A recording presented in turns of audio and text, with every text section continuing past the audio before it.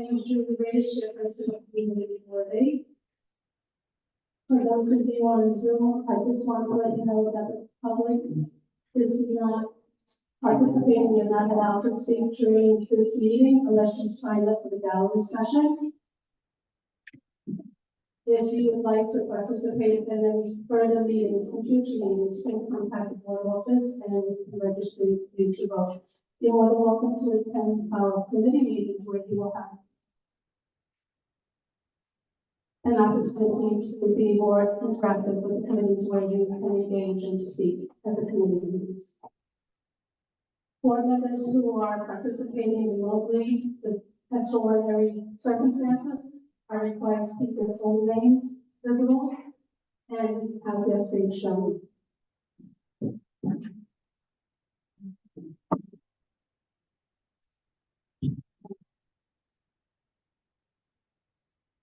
And we'll start off with the public gallery session. The first, I believe, is I didn't advise that we have our president with us, President Vanessa Gibson.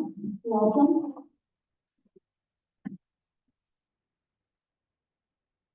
I'm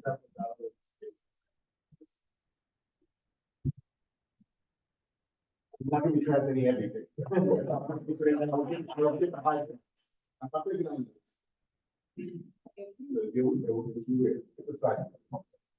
Okay, let's start off with our gallery session with Rebecca Brown. So that Brown available. And the gallery session, we have 3 minutes to speak. Okay. Good evening. Oh. Are you ready for me? Yeah. Okay. Good evening. My name is Rebecca Brown Barbier. I'm the library manager from the Riverdale Branch Library. For those who are unfamiliar with the Riverdale Branch Library, we're that cute, quaint library with the umbrellas outside and the beautiful garden off of 256th Street and Mosholu Avenue. We have Wi-Fi, we have early lit programs, five per week now, even on Saturday. We have after school crafts and programs for adults. We are the neighborhood's third space. The space that's not school, that's not work, and not home. It's a place where our community can come and gather. But we're also the library that's part of the NYPL system and the Tri-Library system that is facing a $58.3 million cut, which will be devastating. We've already experienced cuts back in November 2023, which forced us to reduce our collections, programming, and has delayed maintenance. We have felt this personally in the Riverdale area. I mean, look at the delay in the maintenance of some of our HVAC systems, the refresh of some of our furniture. So we are feeling these cuts right now. We used to have 7-day service. Libraries used to be open on Sundays, some in the Bronx, Bronx Library Center. At one time, even our local Kingsbridge Library was open on Sunday. Now we don't have Sunday hours. If these cuts go through, our hours will be reduced even more. Programs that our community relies on, collections, Wi-Fi, Tech Connect classes, literacy classes, crucial services for our community, and just even a space will be cut. Not only my library, but the popular Kingsbridge branch, the popular Spuyten Duyvil branch, Van Cortlandt branch will all be affected. Public libraries are cornerstones of our communities. They provide a wealth of services and resources, and it's all free. You can't say that about many other institutions in our community. We are free to all, and we serve all ages. So what I'm asking for you is to help us. stand up for libraries, come to a branch, sign a letter, make us a priority, because these cuts will be devastating. And I think that's about it for myself, but I also wanted to take this opportunity to introduce, we have 3 new branch managers in our area. At the Jerome Park Library, we have Cassandra Innocent. She's brand new, and I've known her for many years. She's a wonderful librarian. Aga, Aga, Aga Chan over at the Spuyten Duyvil Library. And then Christopher Smith, I don't know if he's here, but he's at the Van Cortlandt Library. So you have dedicated staff, and we're here for you. So please be here for us. Thank you.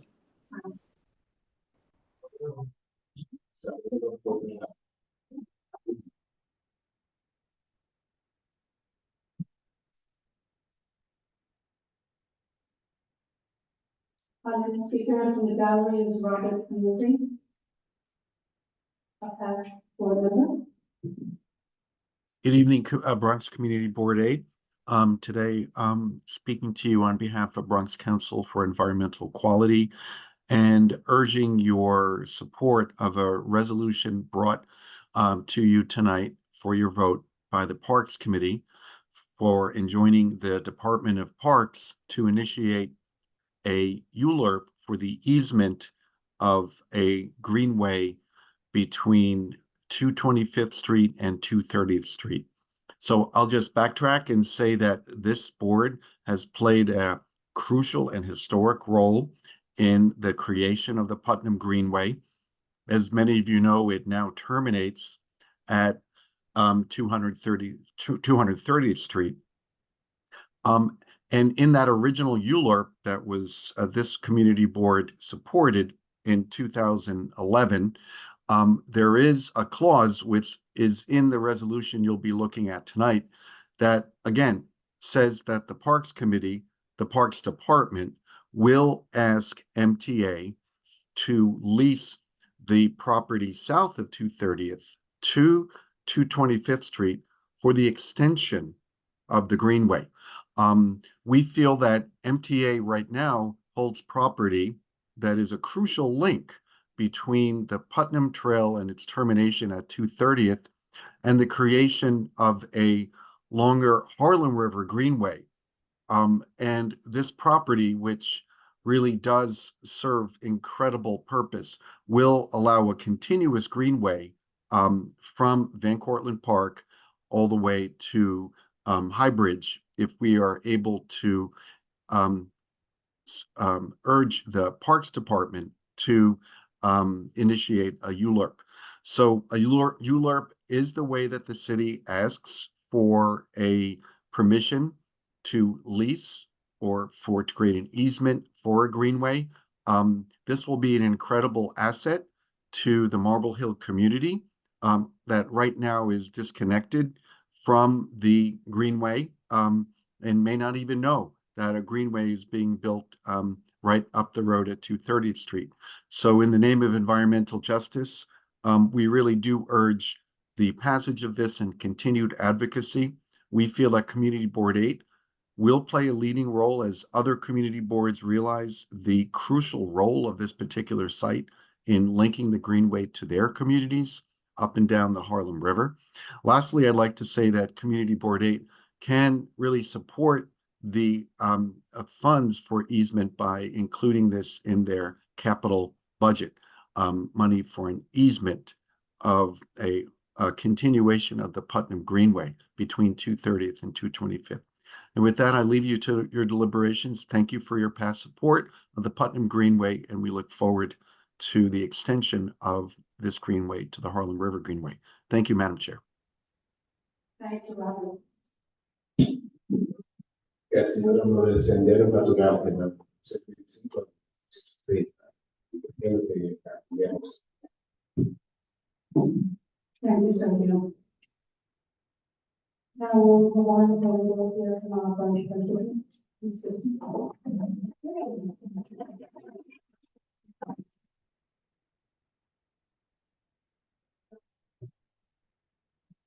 Okay, good evening, everyone.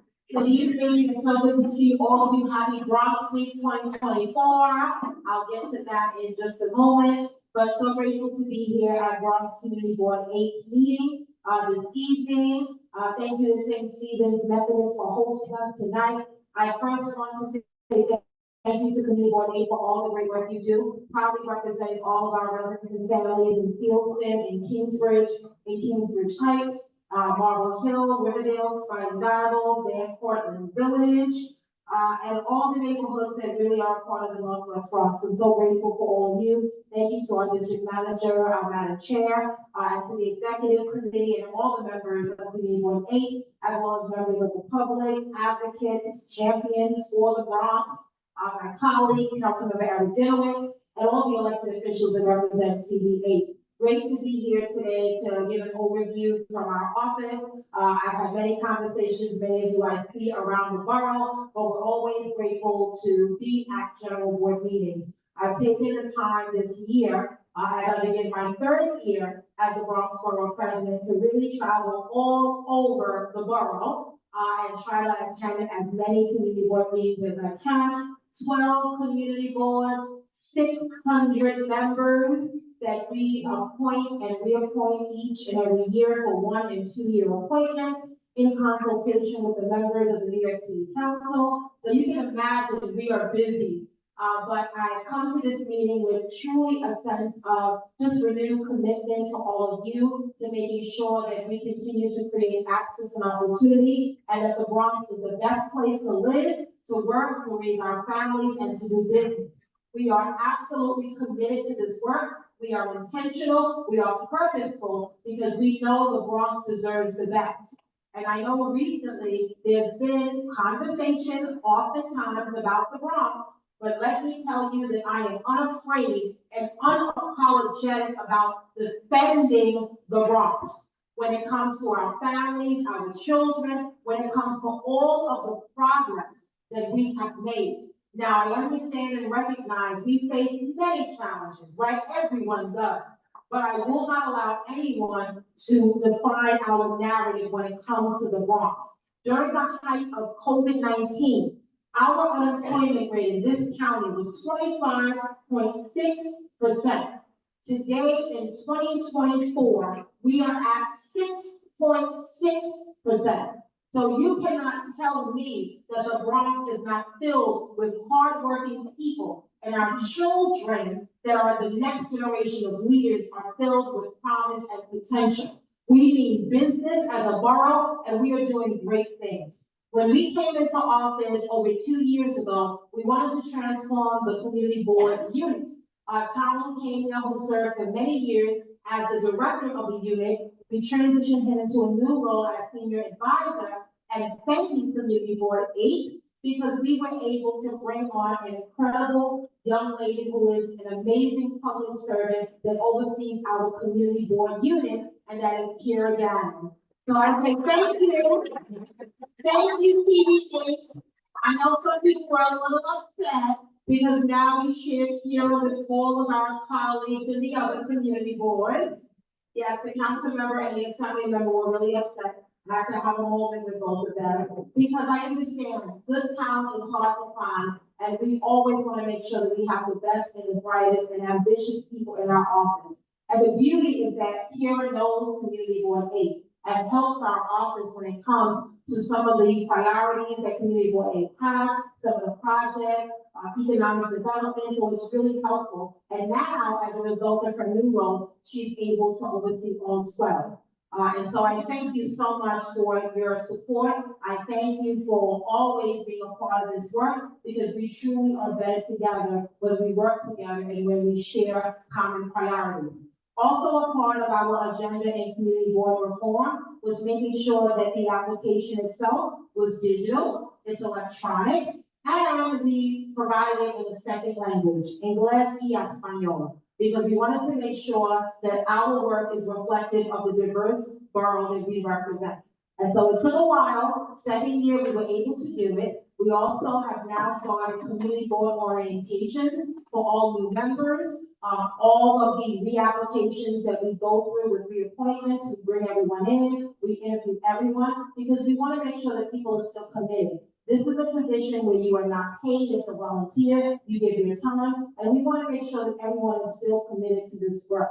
Also, we have a community board barbecue every year, because we know that at the end of June, when we commence and finish for the summer, we want to make sure that we celebrate, because a lot of great things are happening, and it starts at the CV level. And so a lot of those changes took some time, but we are up and running with the digital application, with making sure we have more trainings. So we're working with the city of New York, we're working with the city council to try to make sure that all of you are stronger community board members, right? So a lot of the appointments that we've made, architects, urban planners, social workers, guidance counselors, teachers, educators, right? Everyone that makes up the beautiful mosaic of what I call our community.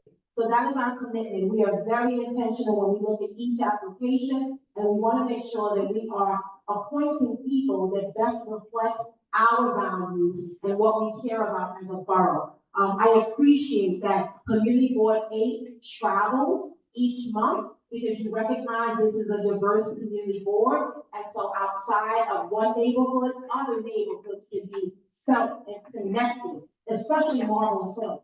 I am working amazingly with Manhattan elected officials as it relates to Marble Hill houses, and making sure that we have the support from Manhattan as well as the Bronx. It's the only NYCHA development in our borough that's represented by 2 borough presidents. And we make it work. VP Mark Levine and I do make it work. And that's something that, we do and have been doing for the past 2+ years. So in addition to that, we have a number of task forces and advisory councils in our office, and they're extensive. But we always find ways to involve and engage our members of the public. So we have been working on a Jewish leaders roundtable. We have a Muslim leaders roundtable. We have a disability advisory council. We also have a task force on diabetes and HIV/AIDS. We have a maternal mortality and morbidity task force where we work closely with birth workers and doulas and midwives and all of our hospitals and FQHCs, because we have some of the highest rates of maternal mortality and morbidity, and that is unacceptable. We are building our birthing center. We have a birthing report that will be coming out very shortly. It focuses on a lot of data and what we know is true, that when it comes to healthcare, every birthing individual, every woman should have access to the same healthcare. Whether they speak the language or not, whether they're documented or not, we believe in access, we believe in equity, and we believe in fairness. Some of the other task forces we have are Veterans Council, and I want to say, as I get to Bronx Week, that one of the events as a part of Bronx Week 2024 every year is we have a Veterans Appreciation Luncheon. And we work with our Veterans Advisory Council, we work with all of our posts, and we invite veterans to come and celebrate them. And yesterday we had a wonderful celebration, and we have a veteran in this borough, World War II veteran that is 102 years old. And he told me, Ms. Gibson, I'll be 103 on June 8th. Amazing. And he lives in the Bronx. That is the story of the borough, right? One of survival, one of resilience, one of strength, being knocked down many times, but always getting back up. Not always agreeing, but not being disagreeable, right? Coming together from different places, but having commonality, having things that we all can agree on when it comes to the issues that matter around public safety, around healthcare, around housing, pathways to economic opportunities, pathways to college and careers, home ownership opportunities, building economic wealth. The economic development arm of our office is called BXEDC, and we also have BICME. We do small micro business loans for small businesses. So we work with all of our business improvement districts, the Bronx Chamber of Commerce. We're always finding money in the Bronx. And guess what we do with that money? We disperse it because we want it to be spent right here in the borough. The small businesses that were struggling to survive during the pandemic, that didn't have access to PPP loans, they struggled and they needed that money. And the Bronx was left behind when it came to other boroughs. Other boroughs did not have the need that we did, but they got more money. because they were eligible. We were found ineligible for some reason. So we're working closely with the members of Congress, and we have had opportunities. We're working with the New York Empowerment Zone, Small Business Administration, Empire State, the Dormitory Authority. I can go on and on. We're working with everybody. We just want to get money for the Bronx. The Bronx truly, truly means business, and I want to support small businesses with access to capital, technical assistance, grants, loan opportunities. I prefer grants or loans, but I want to make sure that small businesses have that support. And, recognizing that, we have opportunities right here in our community. Riverdale Small Business Week, Riverdale Restaurant Week, right? Different things that we do to recognize May as Small Business Awareness Month, shopping local, making sure that we take care of the local merchants that provide the local jobs, stimulate the economy, pay taxes, and are a part of our community. And so the veterans are really important to me, and our Veterans Council meets every month. And Councilmember Eric Dinowitz and I work together in the city council, and we introduced a resolution which we supported, and a council member championed, and got passed in the council and signed into law by the mayor to proclaim November, the entire month of November, as Veterans Appreciation Month. Not just a day, but a month. It's never been done before in the history of the city of New York. How is that possible? And we did that working with the Department of Veterans Services, with Commissioner James Kennedy. So I'm proud of that. We have an African Advisory Council. We have a number of councils. Anything you're interested in, I promise you, we have a council for. And we do that because we want the office to be reflective of the diversity. We want to include everyone so that you feel a part of our office. And so there are opportunities. You can work with our office to be a part of any of those meetings. We have monthly meetings, we have events, we do a lot. Recently, our borough board met on Monday of this week, and Councilmember will also talk about it, but the Tibbetts Brook Daylighting Easement Project is now in our office. It was passed overwhelmingly by borough board, by Community Board 7, Community Board 8, as well as all the council members in the Bronx delegation. So we got the support, and now it's in my office. I think I have 9 days to make my recommendations, and we will do that, and then we will send it over to city planning, and then it goes to the city council. So that's something I feel really good about, and I want to thank all of you for your support. And then, let me talk about Bronx Week. Bronx Week has been around for a very long time. It started out as Bronx Day back in 1972, I believe, under then Borough President Bob Abrams, and then it became Bronx Week. And every year, all the borough presidents have recognized a week dedicated to the Bronx. We are the only borough that celebrates a week. I know we have Harlem Week, but that's a neighborhood in Manhattan. We have Bronx Week. And because we are the Bronx, it's not 7 days, it's 13 days. And we started last Monday, May 6th, and we culminate through this Sunday, May 19th. And we have a lot of events dedicated to centenarians, the veterans, business leaders, labor leaders. We have a health fair, we have a silent disco. This week we have a Shark Tank business competition that's happening on Thursday at 10 a.m. again in the stadium. We have 5 businesses, and they will have 10 minutes to give us their very best, and the winner will get $10,000. And then we also have on Saturday is our official Bronx Walk of Fame induction ceremony. So we announced 4 inductees that we're inducting into the Bronx Walk of Fame, which is along the historic Grand Concourse. And this year we returned with the People's Choice Award. Last year we started with the People's Choice Award in education. This year it was healthcare. And the president and CEO of Urban Health Plan, her name is Paloma Hernandez, is our People's Choice Award. She got the most votes. And then Sunday is the season finale for Bronx Week. And that is our Food and Arts Festival and our concert and Bronx Parade along Marshall Parkway, backed by popular demand.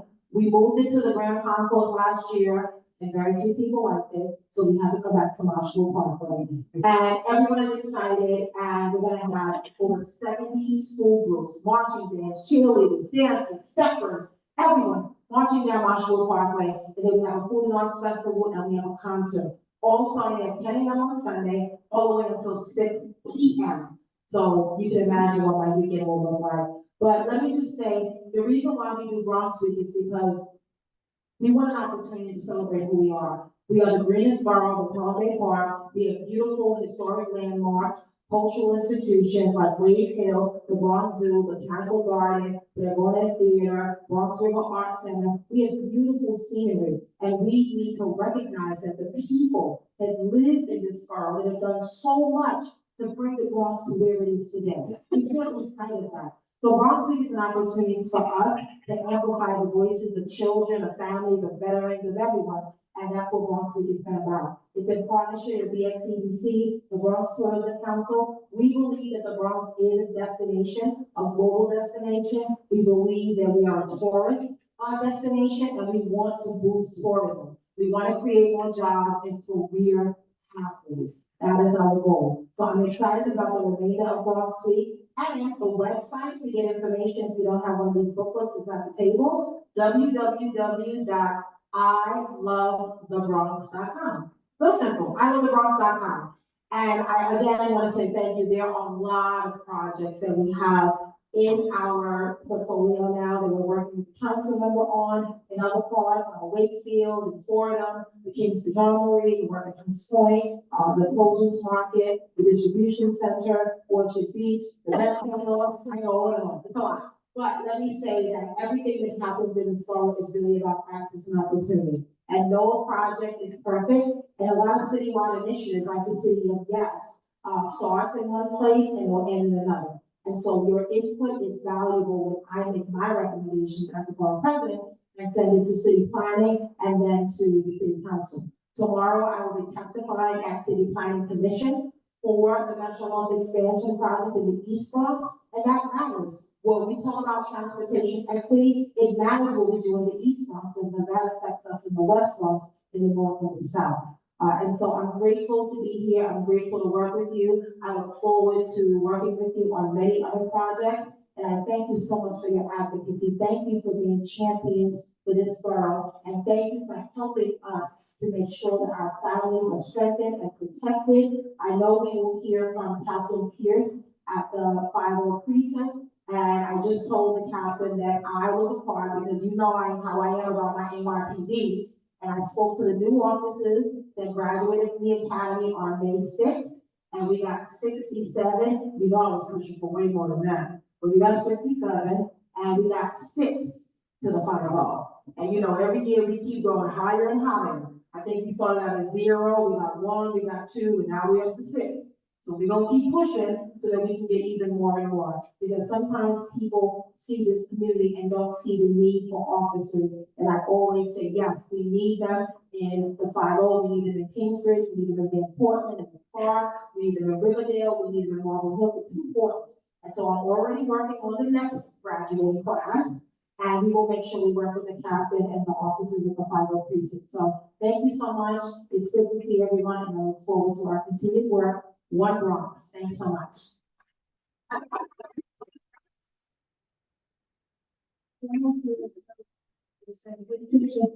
Stopping by a busy schedule.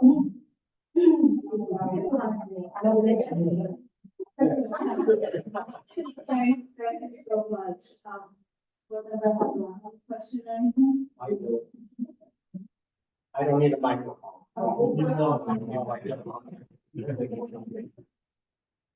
Hopefully I got this all in. First of all, Borough President Gibson, I thought you were great on Pix 11 Morning News, which I watch. You were even better in person. I think it's wonderful you're here, and you can see by the attendance at this board meeting.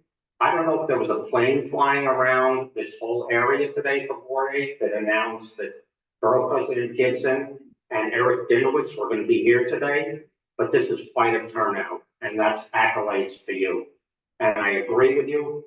You are everywhere. I pay attention to it, and you're just great. Keep up the great work.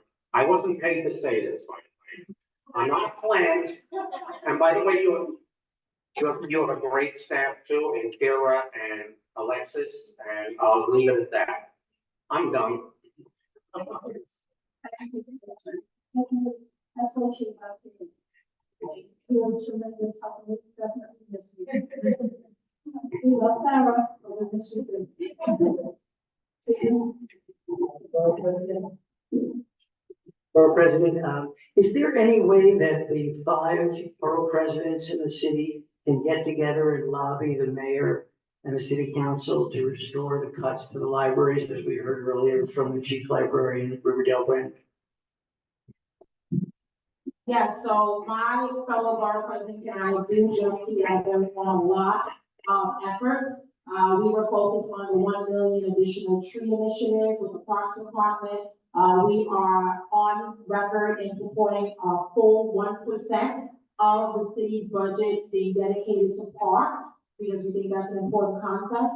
I know the mayor, when the executive budget came out, there were restorations made, so culturals were given some restorations, but not enough, in the libraries. Our system shares, the New York system shares with Manhattan and Staten Island. And because of the initial peg that was instituted by the administration, we lost that 7-day service at some of our branches. So yes, I am absolutely willing, and I can share with my borough presidents to make sure that we can add our voices, whether it's an update, we love doing that, or if there's a letter circulating among the advocates, I think that would be great as well. We speak to our president, Tony Marks, quite a bit, about the whole Bronx system, and libraries are a huge part of our work. The teen centers, we've also been supportive of, making sure we add teen centers at each of our libraries. And that's something that we want to continue supporting, but there's no way that we can, support cuts. Cuts means staff and it means less services for our families. And so I understand, I hear you, and yes, I would definitely love to work with my VPs to add our voices to make sure we can lobby. I don't always like to use the L word, lobby. Highly suggest, urgently suggest. You're not lobbying you. Yeah, because we all agree. Okay, to the delegation of the bonds, yes, definitely. Thank you for the question.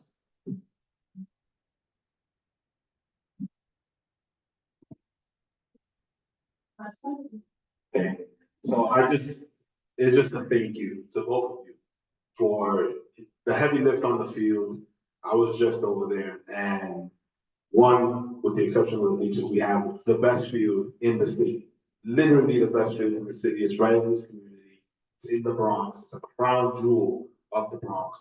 And once the tennis courts are done and pickleball is done, it's going to be a crown jewel of the city. But to your point, it's a safe haven for the youth here. The youth is no longer out and about, they're on the field, they're playing, it's after school, and we literally have to kick them out, it's time to go home. But you guys did such a great service within the community at large, and the kids, and the entire school, thank you guys so much. John and Emily High School. Can I tell you, I was so upset. I said, why did it take so long for us to get funding for Kennedy's campus when we did it? Last year's budget, FY 24, I put $1 million in. The council member made sure that I put $1 million and he secured over 5 between his capital and Speaker Adrian Adams. I cannot wait. And in addition to athletic fields, baseball fields, football fields at all of our high school campuses, we are working closely with School Construction Authority and New York City Public Schools, and we're going to open all of these pools that have been closed, like the West Clinton, we just opened. We're working on Harry S. Truman, we got Stevenson coming.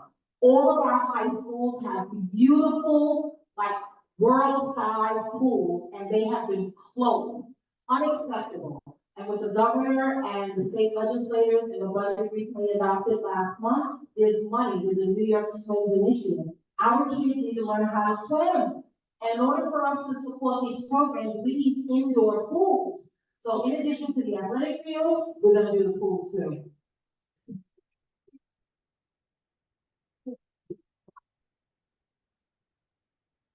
So we're doing a thank you tour right now.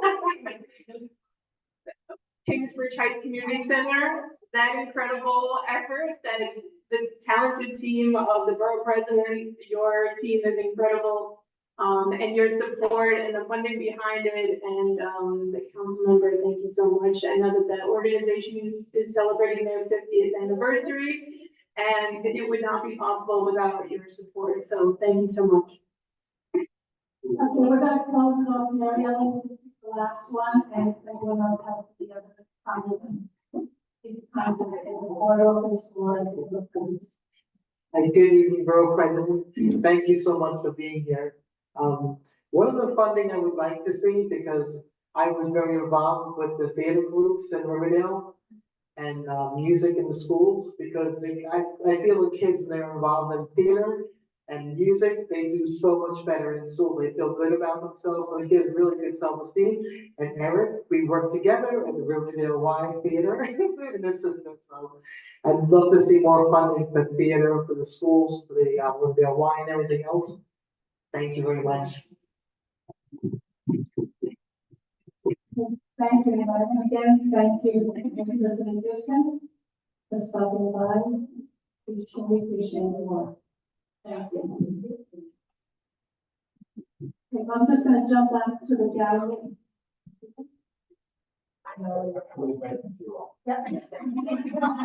Es demasiado lo que dijo él. Pero también tenemos aquí folletos en español. La presidenta del condado nos invitó a la oficina de ella, que también habla en español, todo en español y inglés. Que están muy invitados. Very glad. Y por favor, firme, porque te mandamos aquí detrás. Gracias. Thank you, Sophia. Okay, we're just gonna jump back real quick to the gallery session because Karen Genty stepped in as both president started speaking. So Karen, if you're still there, we have 3 Yes, minutes. I am.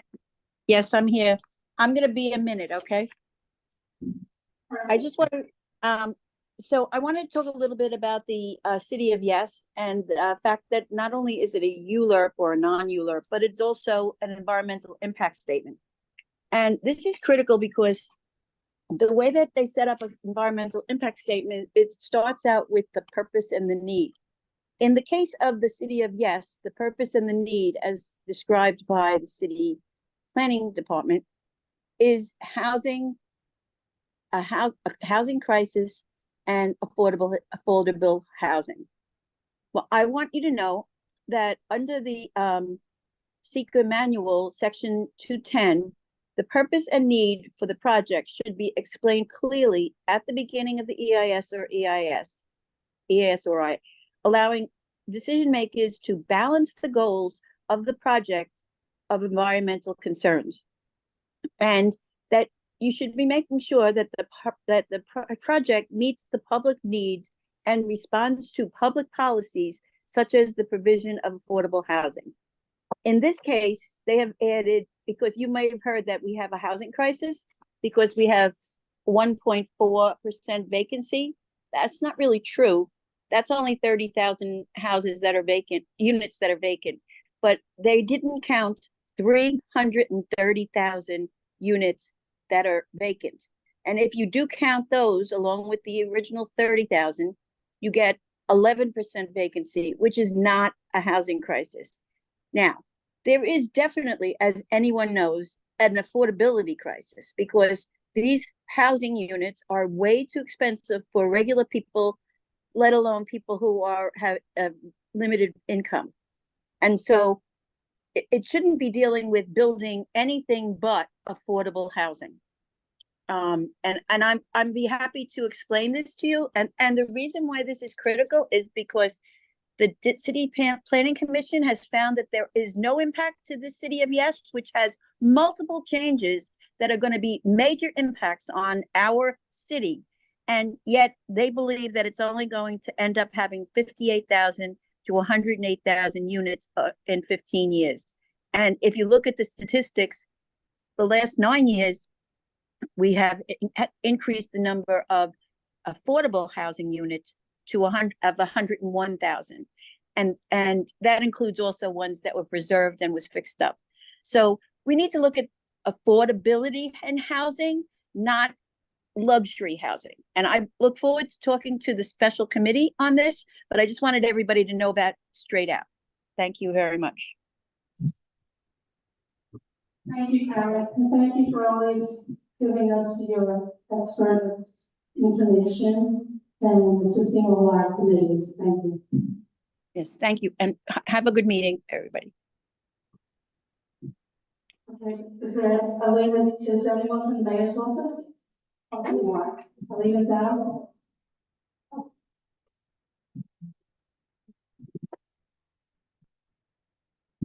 Hi, good evening, everyone. Where am I supposed to be? This is a new setup. No, it's better here than where she was though. Okay, can you guys hear me? All right, good evening, everyone. My name is Alina Dow. I'm the Bronx Borough Director for the Mayor's Community Affairs. As you heard from our amazing borough president and our extraordinarily fun, councilmen, there has been so many. Let me go on this side. Is this side better? Okay. I'm gonna be the test person that gets to move around to figure out where to be first. So, as I was saying, as our VP and our councilman has mentioned, there has been so many great things that are happening, and as you're aware, one of the mayor's commitments was to make sure that stuff got done. That's the reason why Kennedy and the field was one of the very first things that he wanted to make sure got taken care of, in addition to the pools and the schools, because as we all are aware, swimming is definitely one of the things that we all need to do, especially because we're on an island.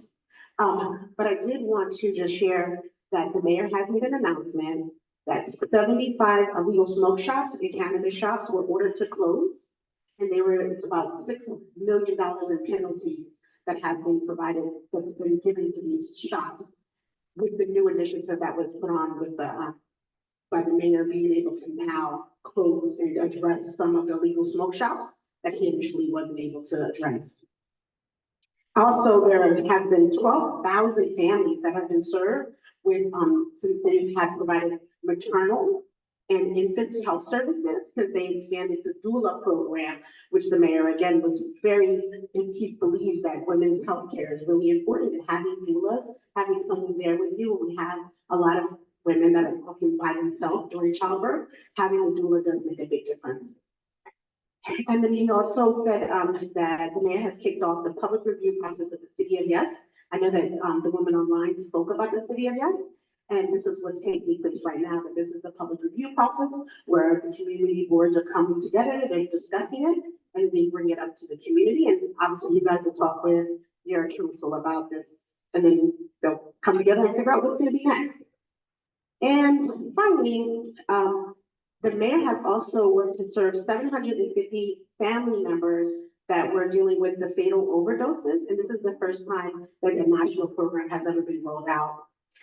And last but not least, I know that the VP told you how many officers came to that's coming here. And while it may not sound like a lot, one of the things that the mayor really wants to do is by, hopefully in his term, he wants to try to get at least 35,000 officers being able to come into newly officers being able to come into the precincts. So let's keep our fingers crossed for that. I always make myself available, and I thank you all.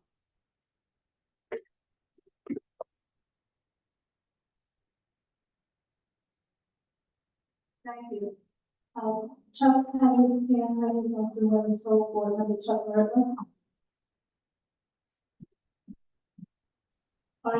Madam Borough President, Madam Chair, I would like you to know that you have in the Borough of the Bronx and in this community board at least two people with extensive experience in the framing of the original proposals that are part of the City of Yes, and which I call the City of Yesterday, because it is a reversion back to the slums of yesterday. I was the commissioner of housing and buildings when it was first, the zoning resolution was adopted. Judah Gribbets preceded me by a few months. But Frank Hogan, one of the great prosecutors of all time, and the grand jury in New York, specifically heard many of the points that are raised now again on City of Yes, including SROs, and concluded that they were a fire trap, with which the then Commissioner of Fire Department agreed, that they were a shelter for prostitution and for other crimes, And by the way, in the borough of the Bronx, I cleaned out about 75 apartments in one day on Fox Street because they were used for that purpose. And so you have the experience with this. I tell you that because I chair the committee on City of Yesterday housing. And I call it City of Yesterday for a very simple reason. You will have precisely the same SROs that Frank Hogan insisted and the grand jury insisted be cleaned up. You will have precisely the same density. You will have precisely the same environmental problems, and it goes one after another. Why? Because the zoning resolution, and by the way, there is another even greater expert in this area in your borough, Rosemary Ginty was Ed Koch's expert in this area. So there are two of us who have lived with this in two separate administrations. I did Lindsay, she did Koch, all right? And what you will find here is one, the parking issue was specifically dealt with then.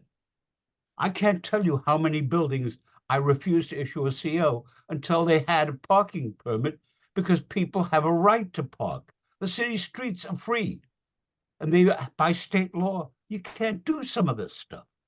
And lastly, I want you to talk to somebody you know very well and ask him a question. I know his answer. His name is Adolfo Carrion, and he has been a superb Commissioner of Housing Preservation and Development.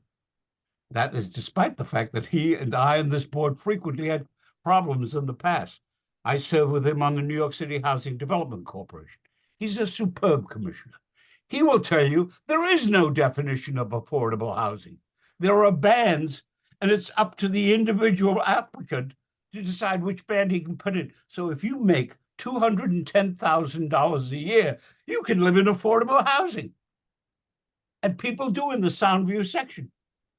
So all I am saying to you, when you hear the in-depth analysis that will come out of this board, please understand, been there, done that. I condemned over 100 apartments because they were absolute fire traps or absolute, and we have them again today. Today, you look online, you'll find SROs being advertised in the city of New York. Not good for our borough. Our borough deserves better. We need real affordable housing, not hokey-dokey stuff that benefits only certain developers. We need affordable housing for people to make this again a city fit for people and for living. We need to implement what you have said, both in the assembly and as borough president. People have an absolute right to decent housing. They're not getting it. We need it, and I thank you. Thank you, Chuck. We just want to let the audience know for the next meeting for the city of Yes, so they can get more information, is this month. If anyone's interested in attending, you're more than welcome. And the meeting for the housing of Yes is May 23rd. Thank you, Hannah. May 23rd. Over at Intech, is it in the auditorium? Anyone who wants information, please sign your sign-in sheet and just put City of Yes, and it'll be a public hearing also, so that you can listen to a presentation and give your opinion for us. Thank you, Chuck. Just a little bit along at 8 p.m. So we're going to have go a little bit out of order and have the Councilmember Dillon, who has always attended our meetings, you're doing on Zoom, so it's very nice to see you in person. Thank you for always supporting the board and the community. This is the hot mic, so I'll just take about 10% of Vanessa's time, and I will be over 3 minutes. Don't worry. Good evening. This one reaches mine. For some reason, it sounds better to me. Good evening, everyone. Bob, I don't know if you're still on, but it was weird to see you in the gallery on Zoom and not on the board. We had a great skate party. I hope some of you were able to attend at PS24 a couple weeks ago. We do events like this throughout the district. They're really fun. Our next event is the most popular by far event we do in the entire district ever. It's our shredding event, where you can come and shred your old papers. We did one last week in front of the Assemblyman's office. The truck filled up with paper, filled up. Last year we did it in Riverdale, it filled up. So on the 19th from 10 to 1, we'll be on Riverdale Avenue and 235th Street.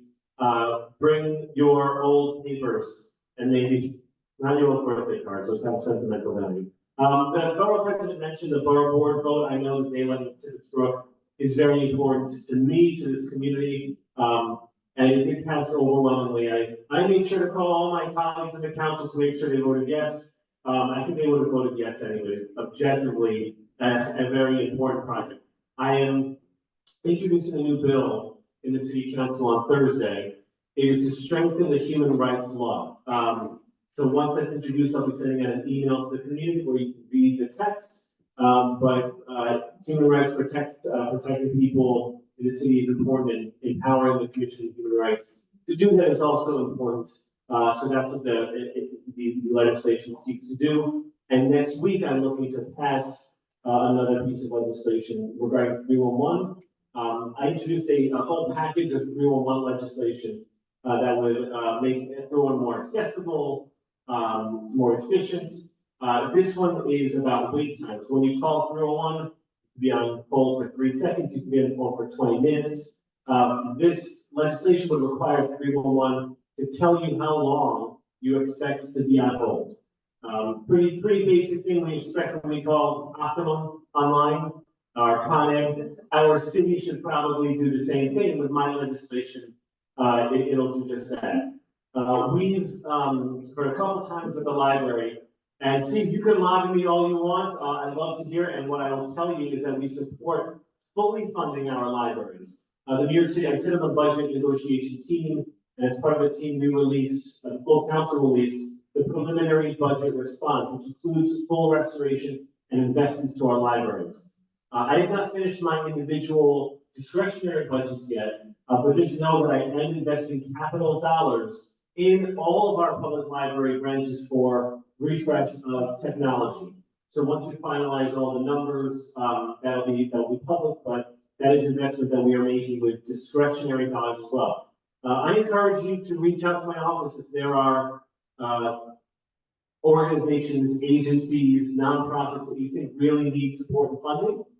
And in the same token, I know the Y was mentioned, the theater program that I took part in many years ago, and organizations like the Y, other nonprofits, community centers, should be applying to my office for discretionary funding. So if you're involved in an organization, please make sure they know to apply to my office and we can try to get them some funding. Last month was, as Borough President Gibson reminded me earlier today, I am the co-chair of a new task force to combat hate in New York City. Last month for Arab American Heritage Month, we held a roundtable with Arab American high schoolers, including 5 from our own district, 2 from INTEC and 3 from RKA. This month, it's Jewish American Heritage Month and AAPI Heritage Month. And so we were hosting roundtables with high school students from around the city, Jewish high school students for Jewish American Heritage Month, and AAPI students for the AAPI Heritage Month. And we are sort of on a listening tour, trying to hear from different communities about their experiences in high school, what we can do to make those experiences better and uplift them. The city of Yes, we have been working very hard in the council to make changes to the economic proposal. I think a lot of you are familiar with the city of Yes for economic opportunity.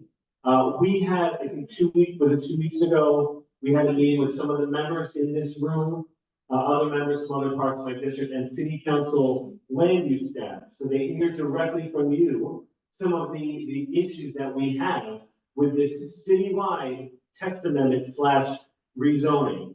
A lot of the changes that I've been pushing relate to, I don't know,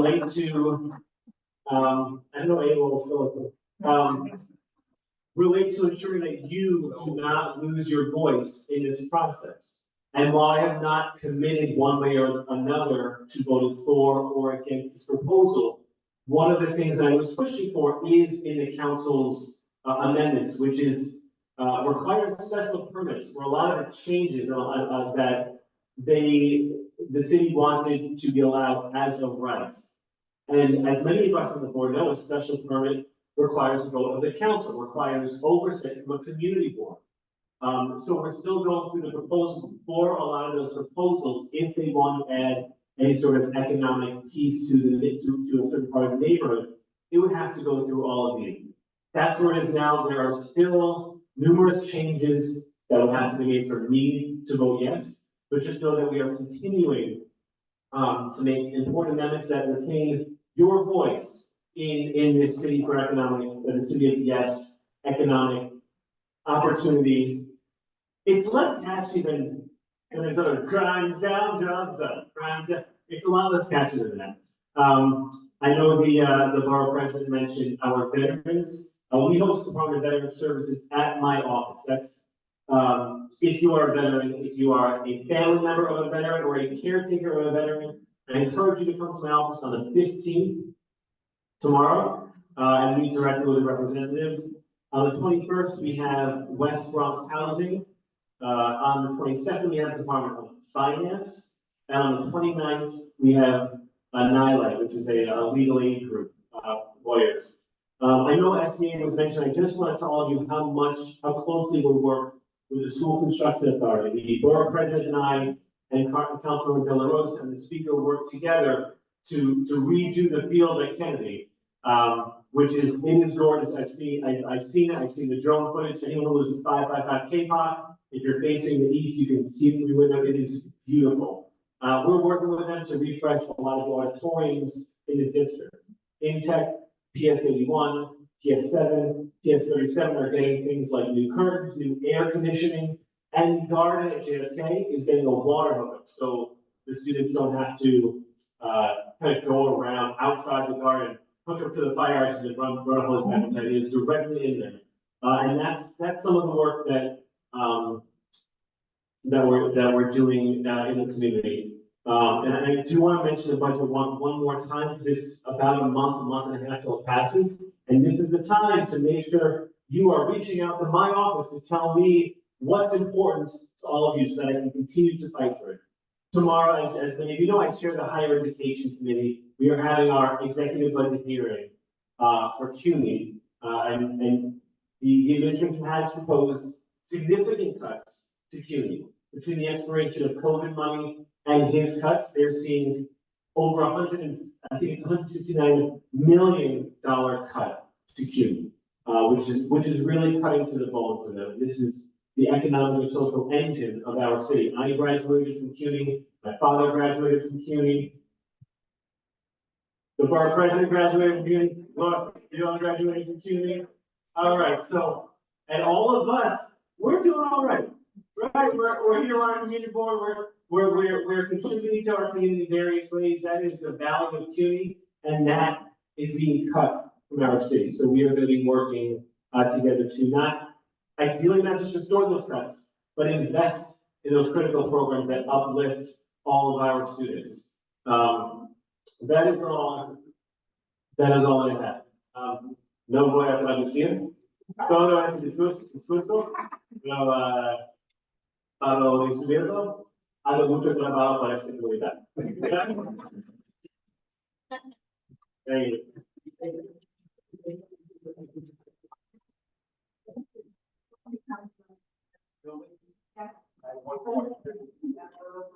And don't worry about it, it's not that hard. I don't know if I read this or it came across my ears. The Kennedy Educational Complex down here, 230th Street, Tibet Avenue going south. You're either working with the 50th precinct or that's going to get closed off on weekends, because I can tell you, bouncing off 555 K-Pop Street, the Century, the Promenade here in Marble Hill, whatever they're doing at night, these drag racers going down there, and I think I heard you're doing something about it.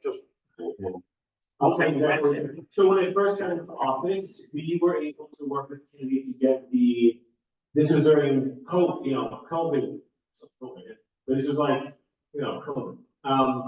They closed up the gate that leads to the Kennedy parking lot. That's what I was able to do, working with the campus that I know well, because I taught there for 7 years. So that led to fewer things like donuts in the parking lot. And so for a while, we were working with DOT, we were trying to get that street paved. It's an awful street. And we were back and forth. It actually belongs to the Department of Education. It might have bounced off your ears because I mentioned this at the mayor's town hall when he came. Okay. So the DOE is going to pave it.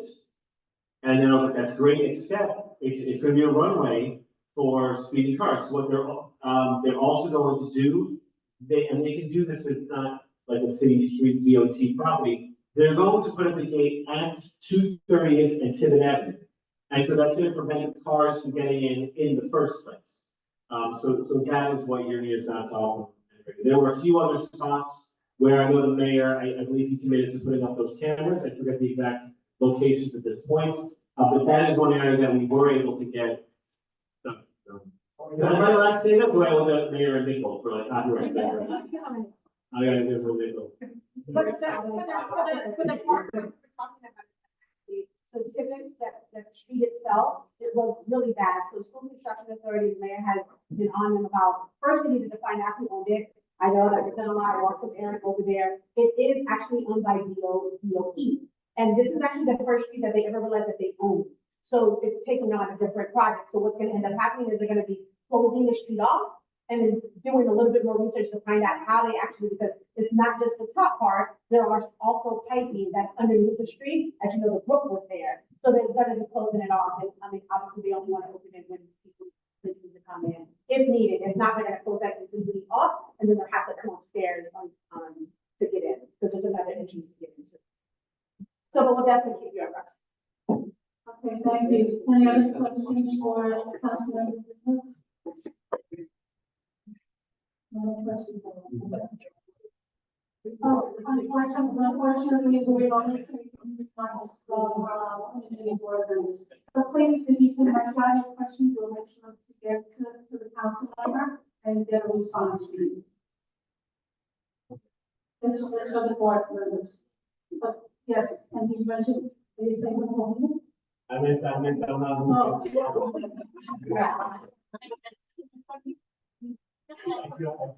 Yeah, so please write down your questions, because I mentioned in the beginning of the meeting that only the board members can speak unless you're registered to speak in the beginning of the meeting. So please write down your questions, and we'll make sure to get it to the council member. Thank you very much, Councilor Felix, and thank you again for President Wilson. Okay, we're going to go on to the Zoom for Captain Pierce.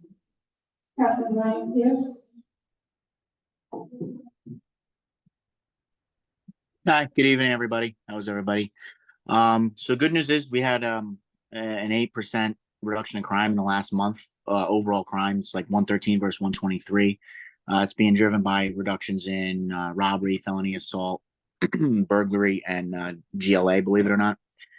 So robberies, we were actually down 8%, 11 versus 12. Felony assaults, also down 1, 17 versus 18, which is 5%. The burgs is what took the biggest chunk out for us. We're down 10 burglary numbers, 10 versus 20, which is a 50% reduction in burglary for the month.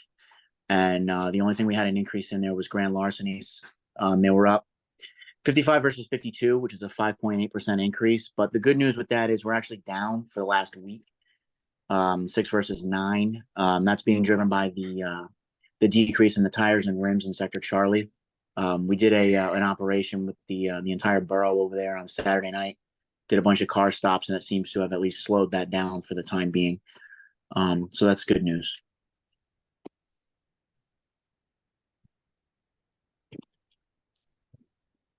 Thank you, Captain Pierce. Are there any questions for the Captain?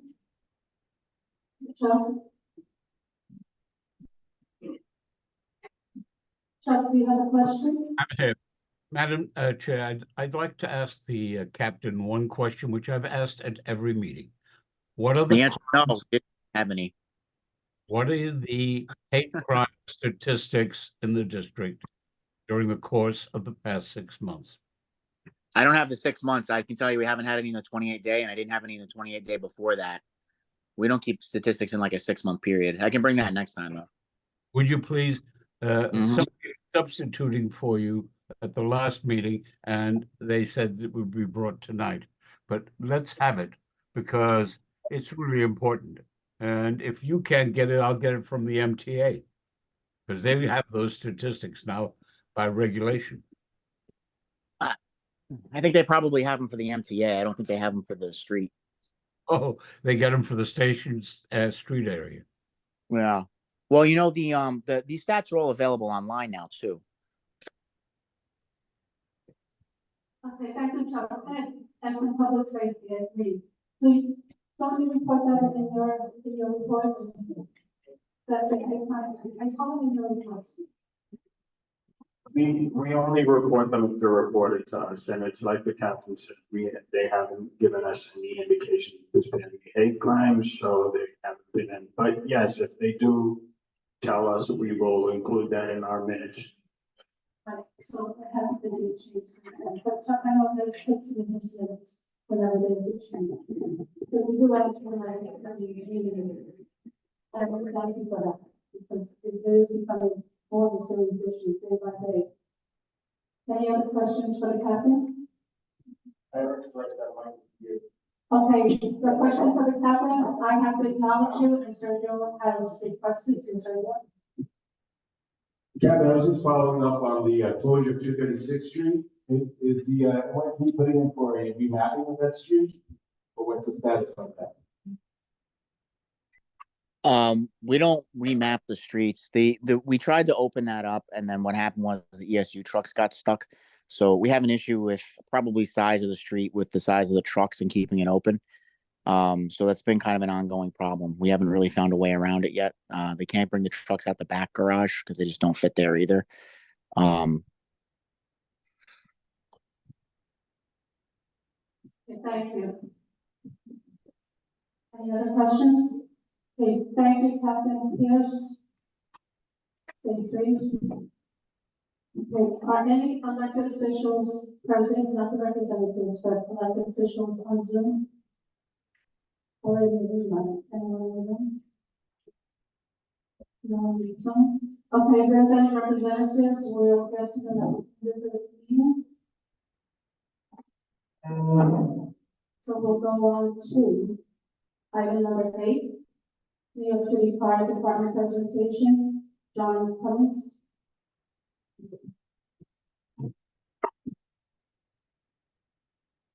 How's everyone doing tonight? I'll keep this brief. As we know, the Knicks tipped off 15 minutes ago.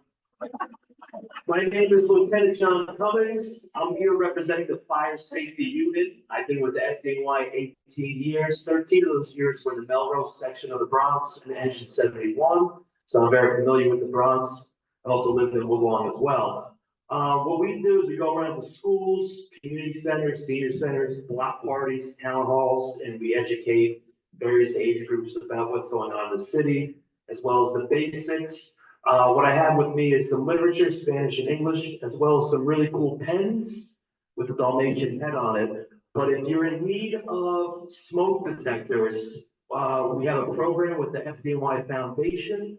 That is a privately funded foundation. They partner with Red Cross. So anyone in New York City is eligible for a free smoke detector combination unit, carbon monoxide detector.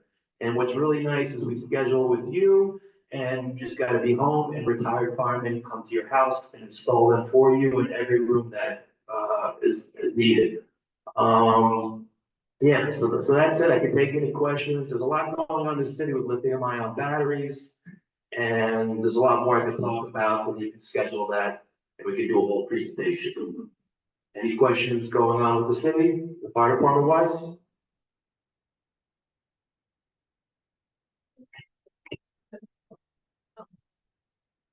El pendiente de los bomberos de la concentración y también de cosas ahí. Y también la ciudad está dando detectores de humo. Así que pueden ir a tener y cualquier persona que yo sea tener libre para tener detector. Hi, so, Chris?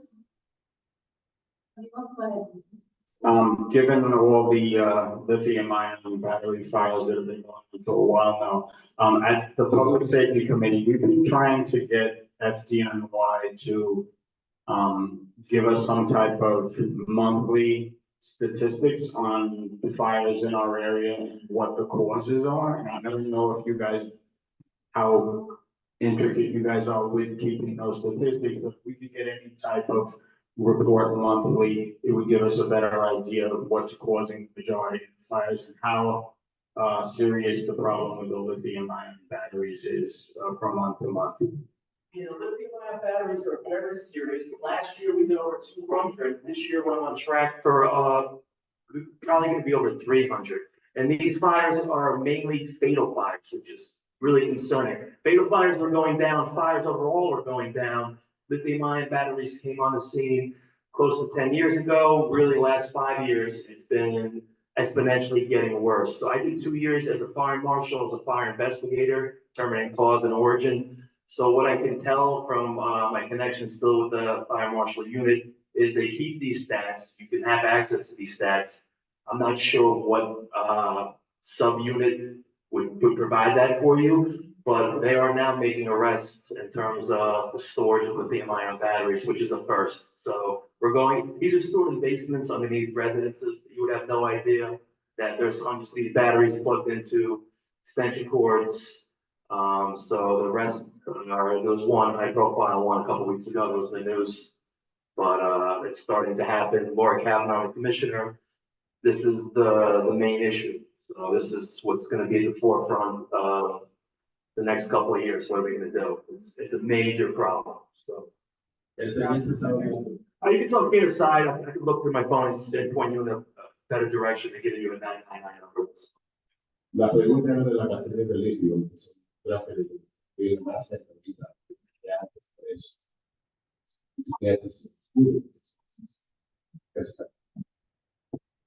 Thank you.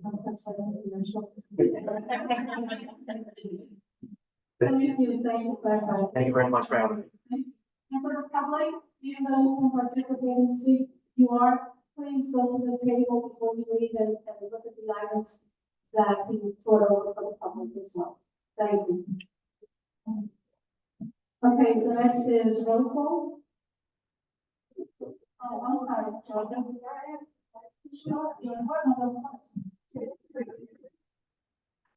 I would like to know, first of all, why is New York City Housing has given, I've got my paper tonight, but I do remember that they've given, New York City has given the authority for the people with bikes, mopeds to come into the housing authority building. It may sound new to some of you, but it's frightening. It's really frightening. It really is. Because how can they want us to live under those conditions? You know, it just doesn't make sense. Okay, so is this question for the fire safety comments? Well, it's for. Are you able to? No? Then. It's in, well, I mean, NYCHA prohibits lithium batteries to be entered into the building and stored in the building. I just forgot to bring it. It's stated with my rent statement. And other people had it also. I went to a meeting, which was meeting about 2 weeks ago. And the president, he had the same copy that I had. The only reason I went was to bring that up. But he had already had someone, Dr. Jordan Jones or someone speaking on it. But it shows it just don't hit. That's all I can think of. They just don't consider other people's lives. As many people that have died already from these fires. Well, Georgia, I would just say I will speak with the housing share person, so you can see maybe we can get more information for you. We're going to the housing meeting this month. Let us get some information. Well, thank you. Josh?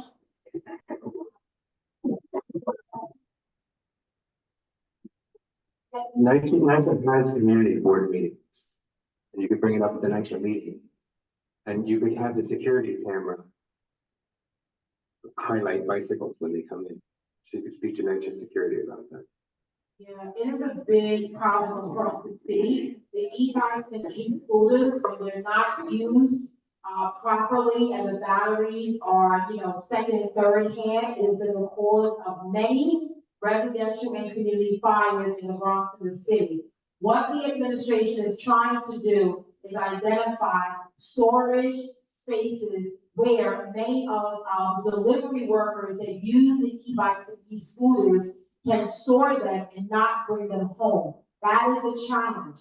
A lot of the workers that use these, e-bikes and e-scooters, they use it for work. And so because they can't leave it at their place of work, they bring them home. And so we've actually gotten a lot of concerns from many residents of NYCHA that actually want a complete prohibition on e-bikes and e-scooters in housing completely, right? And then we're seeing colleges and a lot of landlords are now putting in restrictions as well because they take up space.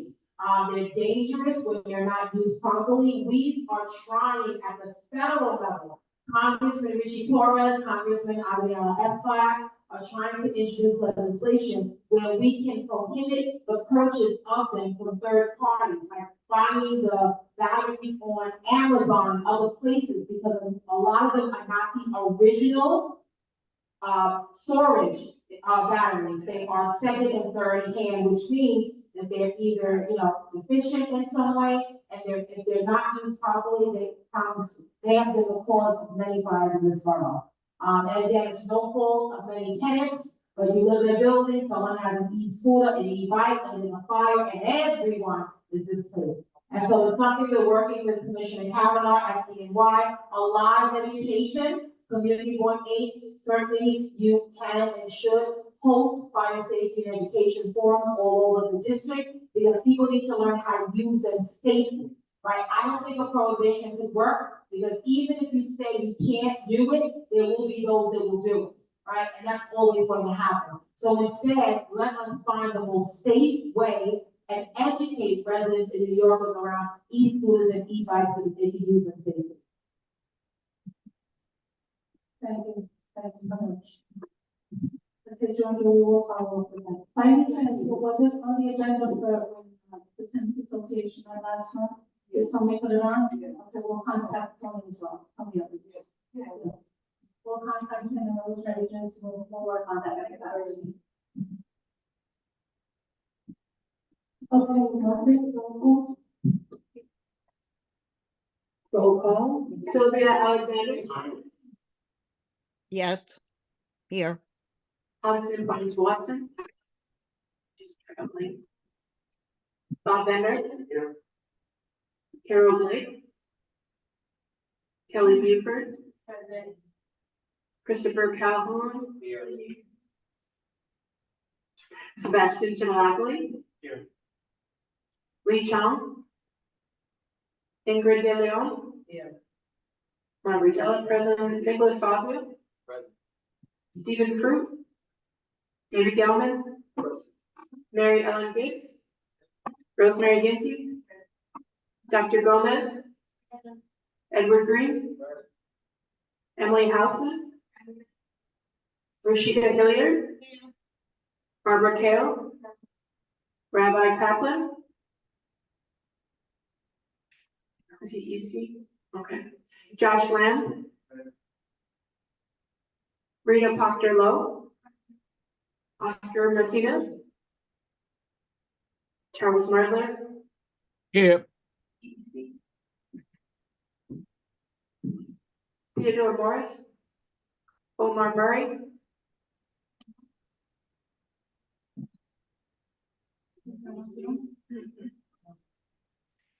Joey Campbell Privatier. Julie Reyes. Daniel Rowan. Georgia Santiago. Ramdal Singh. Jessica Sosa. Here. Laura Spalter. Deborah Travis. Sergio Villaverde. Martin Molko.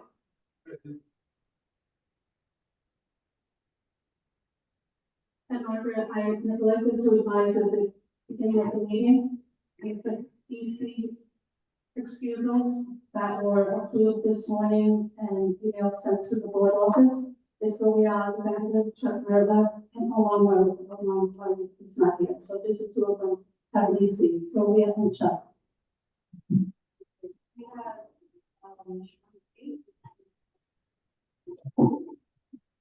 have, Are you calling on me, Julie? Oh, no, just letting him know you have an EC. I'm here. Yes.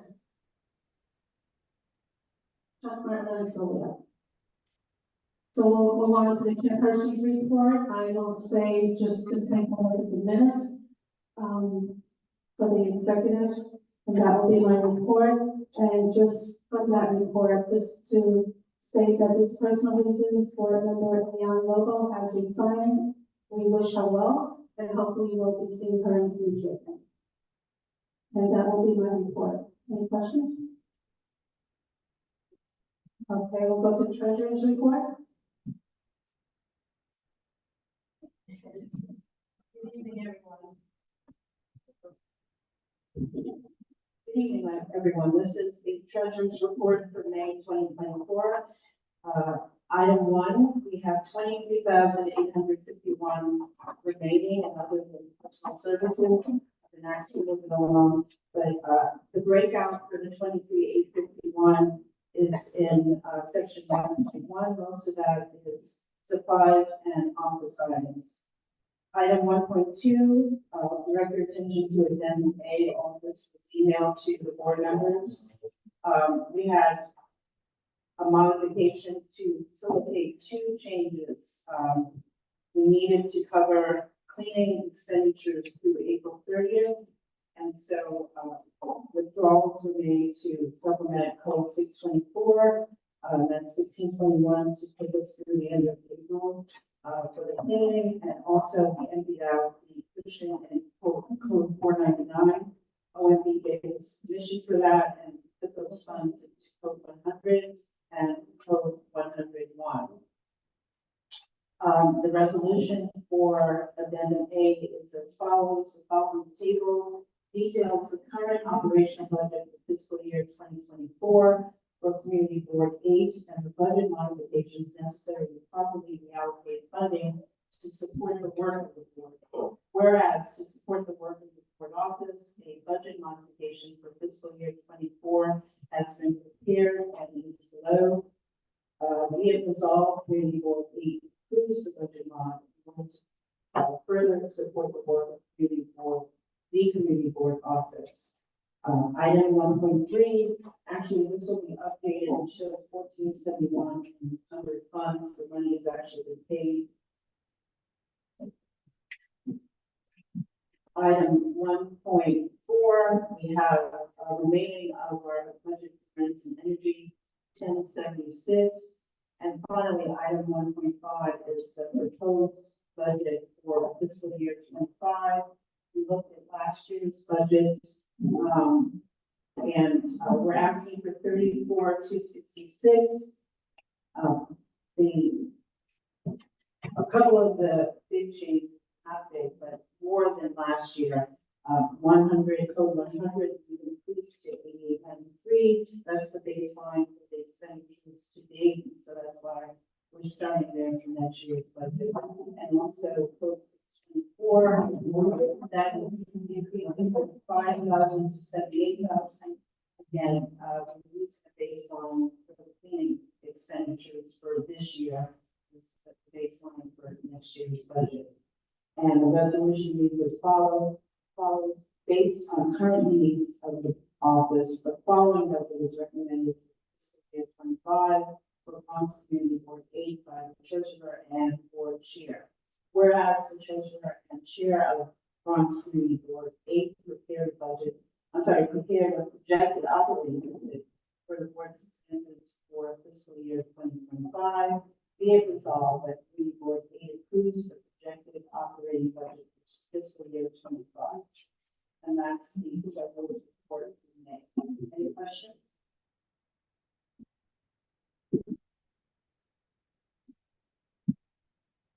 agree that there are no questions, you want to make a motion for the resolution?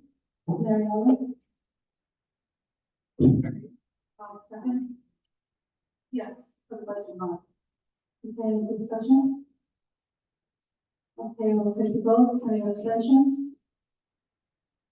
Disapprovals? So unanimous and passed. Thank you. Okay, thank you. Now we'll hear from the district manager.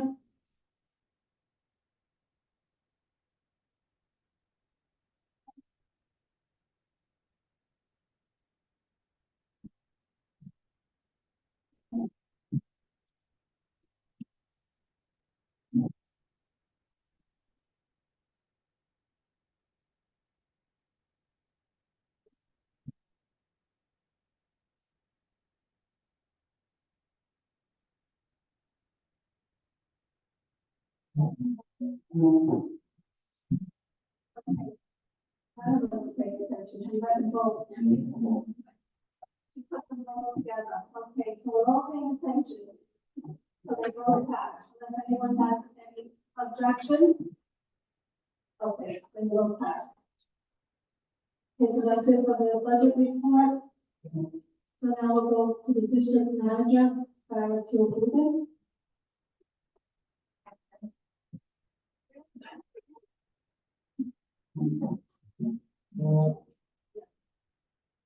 Hi, good evening, everyone. For the sake of time, I'm just going to ask everyone to please refer to the executive committee meeting minutes for my full report. I will highlight that members of CBA attended the mayor's town hall in Riverdale on April 17th. And I thank all of those members that came out and asked questions to the mayor.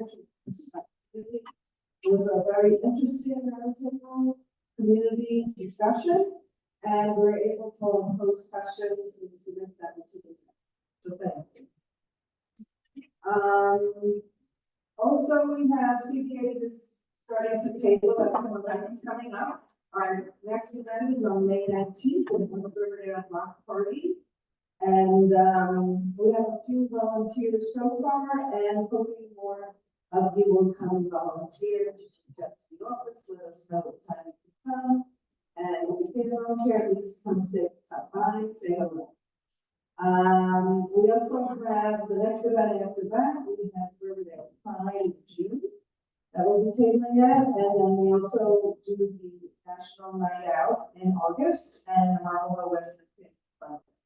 And any new events that come up, we'll be signing up. Department of Buildings has asked us to do a Department of Building in our office event, as well as getting help resolving open summonses through Get Summonses Corrected campaign.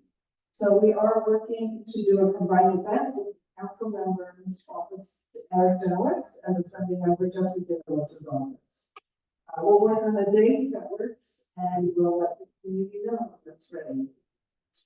I want to also thank St. Stephen's Church and Pastor Garcia for providing us with their space tonight, and also reaching out to the community that will be here tonight. And lastly, our next full board meeting will be at Wakefield on Wednesday, June 26th. And please be sure always to check the calendar and agenda for the location and details for the meeting. On another note, I do want to mention we have a special committee, the City of Yes, for Housing Opportunity. Our office has, we know it's a lot of information, it might be hard to read all. So we have printed out booklets for our City of Yes members specifically. And just reach out to our office if you want one, and then you can pick it up. And that is it for me. Thank you. Anyone have any questions? Thank you, Barry. And we'll start with the committee reports and resolutions. Start with Parks and Recreation.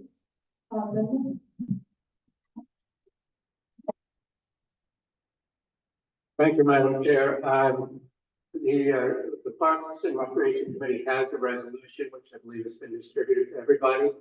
And this is the issue that Bob Panuzzi spoke about during the public gallery, which is a resolution asking the city to initiate, specifically the Department of Parks and Recreation, to initiate the ULURP process so that we can lease from the MTA land between West 230th Street and West 225th Street, so that there will be a continuous greenway south from Ben Cortlandt Park to the proposed Harlem River Greenway. In the interest of time, can I hope everybody between what Bob said and this brief description understands what we're talking about here. Can I just skip right to the be it resolved? Yes, because everyone received all the resolutions, I'm sure everyone has read. I'm sure too. Therefore, be it resolved that Bronx Community Board 8 supports the extension of the Putnam Greenway as outlined in the 2011 ULURP authorization for the purpose of creating a continuous linear parkland connecting to the planned Harlem River Greenway. Therefore, be it further resolved that Bronx Community Board 8 calls upon the New York City Department of Parks and Recreation to initiate the process of submitting a ULURP application for lease, purchase, or easement of the currently owned MTA property running adjacent to the old Putnam Railroad between West 230th Street to West 225th Street to the New York Department of City Planning in compliance with all relevant rules and standards outlined by DCP. And just for everybody's information, this resolution passed the committee unanimously.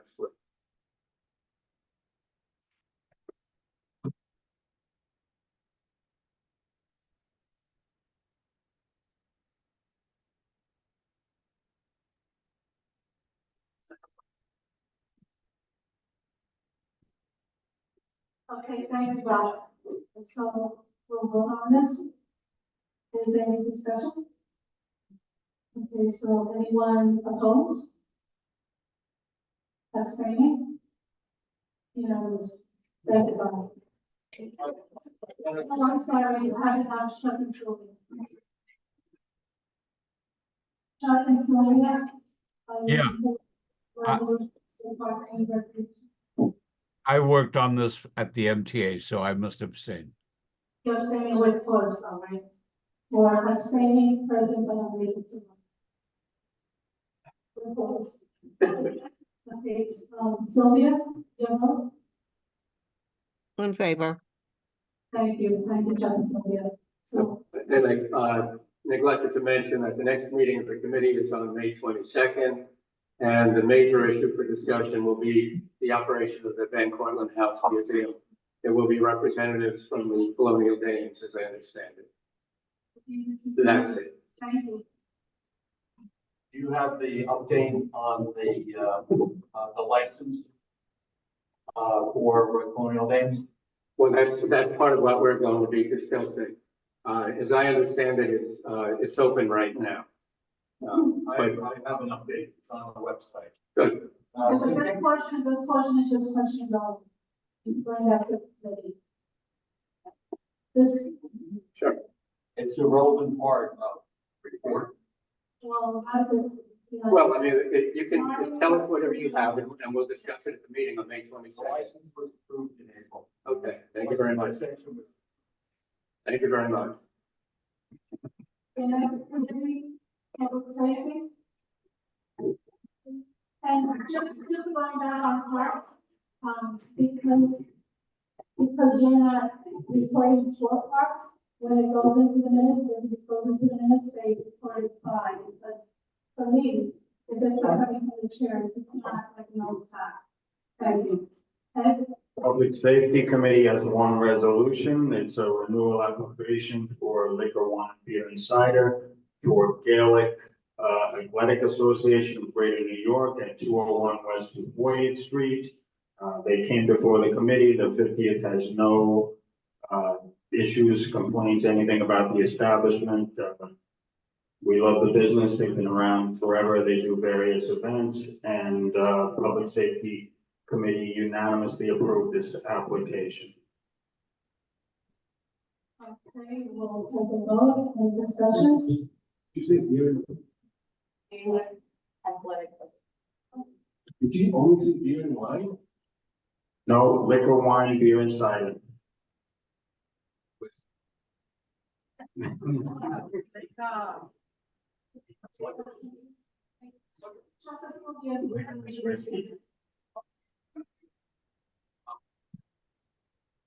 Chuck and Sylvia, do you have any questions going to the report to be consideration? Because I know otherwise I'll forget and Martin will have to take raised. So any other questions or discussion? Okay, so we'll take a vote. Any abstentions? Disapprovals? So unanimous, it passes. Oh. No, I told them to raise, I said, I just said it. Chuck and Sylvia, they have to raise their hands if they have any questions. I'm sorry. We need to vote. It's late. Okay, sorry, Chuck and Sylvia, are you for or against or abstaining on this vote for public safety? So far, it's unanimous approval. Sylvia? Yes. Okay, thank you. Chuck?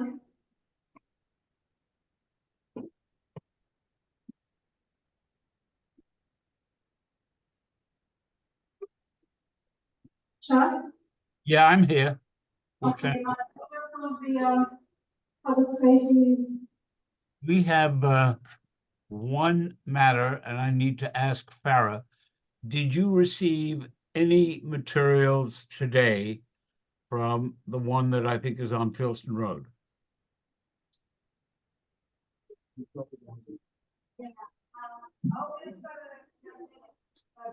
Chuck, we're not at that point yet.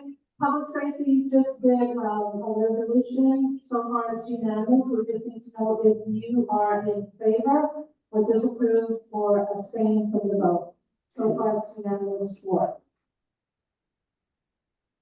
I have no position on public safety motion. I have all in favor of it. Thank you, Chuck. Thank you.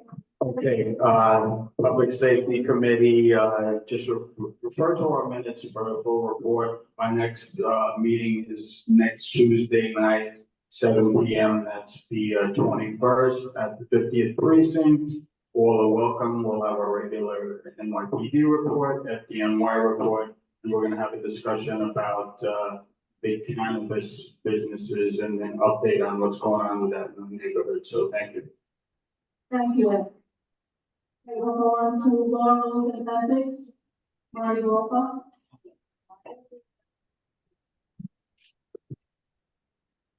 Thank you. I have two resolutions and resolutions to offer and an announcement to make. First, we were asked to do a SAPO hearing, and we did. So the first resolution concerns the Cayuga Avenue block party. Cayuga Avenue is one block long, so it's the entire street. We were satisfied with the responses we received, and therefore we asked the community board vote in approval of this SAPO application. Thank you. So any discussion? So we'll go for a vote. Any disapprovals? Any abstentions? Chuck? I'm fine with it. Thank you, Chuck. Sylvia? Sylvia, we're voting on this table now for the block party. Are you asking me? Yes. I approve. Thank you, Sylvia. And no abstentions, no disapproval, so it passes unanimously.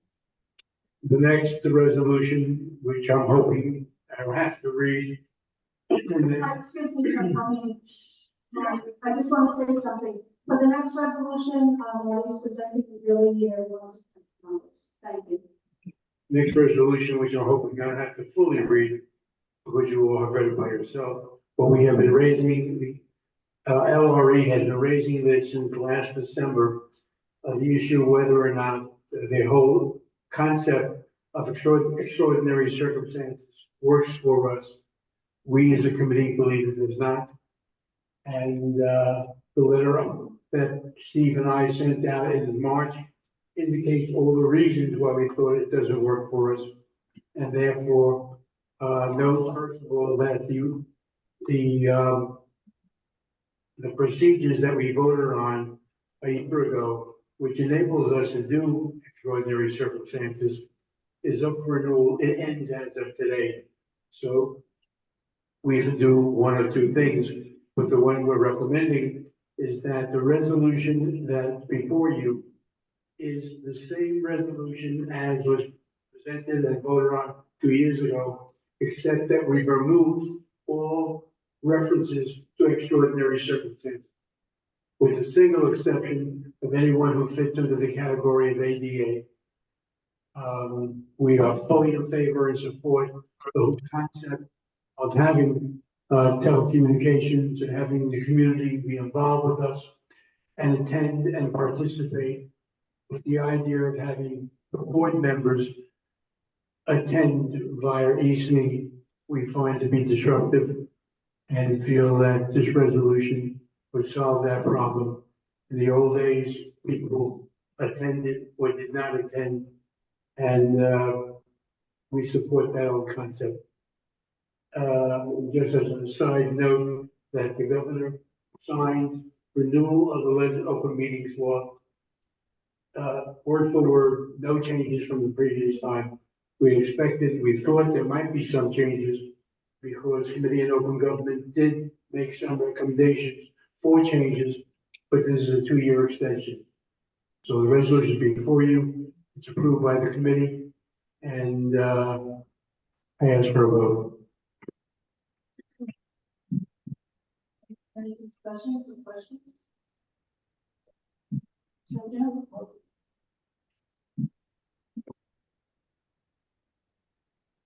I guess, I have a couple of questions. One is, what is I've read the letter and those sorts of things. Has any of the data from the community board changed? I understood that there had been very low response from community board members about negative or positive. Has that changed at all?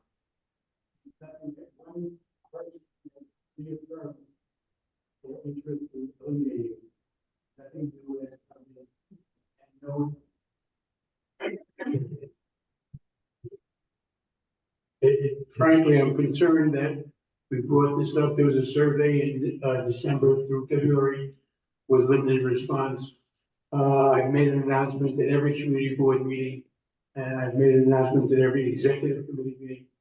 And we sent out the March letter asking for anyone to respond. Nobody's responded. This dynamic will remain the same because we still have to provide it, right?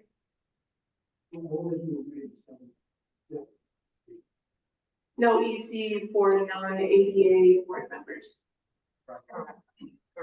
So is it a solution in search of a problem?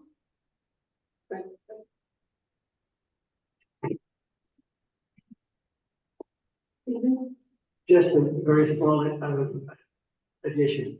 This resolution is necessary to continue the video conferencing that we use for full board meetings and many of our committee meetings that take place in the board office. So this is a renewal of authorizing the board to do hybrid meetings. The public and committee board members at least look at them here by video conference. So this is in this resolution too.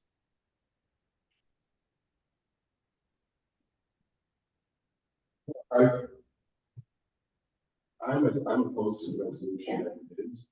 The resolution, there is a resolution necessary since our resolution expired, but it's not necessary to the EC that we can agree. This is, we need to do something, we're going to keep it up. We don't need to change what we have. And I think we're going backwards, and we can't go backwards in time. This is like arguing with kerosene when electricity came out. This is a way for people to participate. We have, Chuck Berger. We're not able to participate today right there.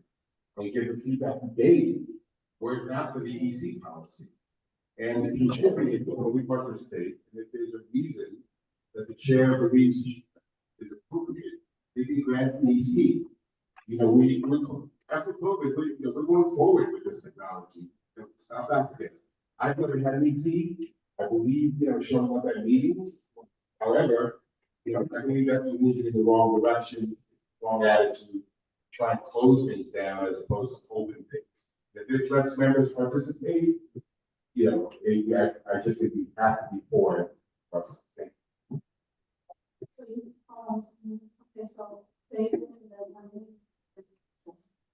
Yes, we certainly are not going backward in the technology. I think we are in unanimous agreement, at least as a committee of all rules and ethics, that the video teleconferencing could and should continue. It has been terrific for community participation. It also enables board members to observe the meeting.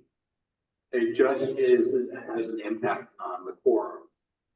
For decades, board members have missed meetings for whatever reason, and that's okay. I don't think that the EC element has had a material improvement on the board member participation, and certainly not on the quorum. And I think that the one exception that we're making for ADA issues, I think is quite valid. But the key thing, and also, we had a very good example here. We wasted a fair amount of time trying to get votes from people who were EC, and is a disruption to the meeting. And generally, the EC process has been a disruption to the meeting. I strongly support continuing video teleconferencing and encouraging members of the community to participate that way. And if you can't make it in person to a meeting and you still care about the content of the meeting, you can dial it in, so to speak. But I don't think that it has a material impact on the voting process nor the contribution of board members. It just delays. Thank you. So we have two people who spoke in favor of the resolution. One person against the resolution. Is there anyone else who's against the resolution that wants to speak? Oh, I'm against the resolution as it stands now. On the youth committee, we've been coming up with this plan and path forward to involve more teens on the community board. And one of the things we heard from community centers as we looked at this pathways to recruit teens was families being worried about their teens being out late at night during the week. And this was one of the ways, especially for committee meetings as opposed to full community meetings, to attend and participate in a way that kept them home. Okay, just to be clear, the resolution and Marty, correct me if I'm wrong, but this pertains to hybrid section. It's really just changing the hybrid section. Hybrid is for board members only. We will continue to have Zoom. Hybrid meaning that the board members must attend in person. Unless you have APA. If you have APA, we have two board members who have APA excusal, they will continue to be able to come on Zoom. Right, and that's what, as we looked at our young adult applying. They're not board members. We're talking about the board member portion. The hybrid, the only thing that's changing is the hybrid. The board members. They can see board members. And TC board members, that's really what it is. They are board members, we're going to look at this within the next 6 months to the year. So they are board members coming in, and also, September, you have 6 months to review this. This deals with the board members, the hybrid section. Will we allow board members to participate via Zoom? They can still, like Eric said, if they don't have any extraordinary circumstances, I let them participate, they just can't vote. We have the luxury of looking at our meetings on Zoom so that.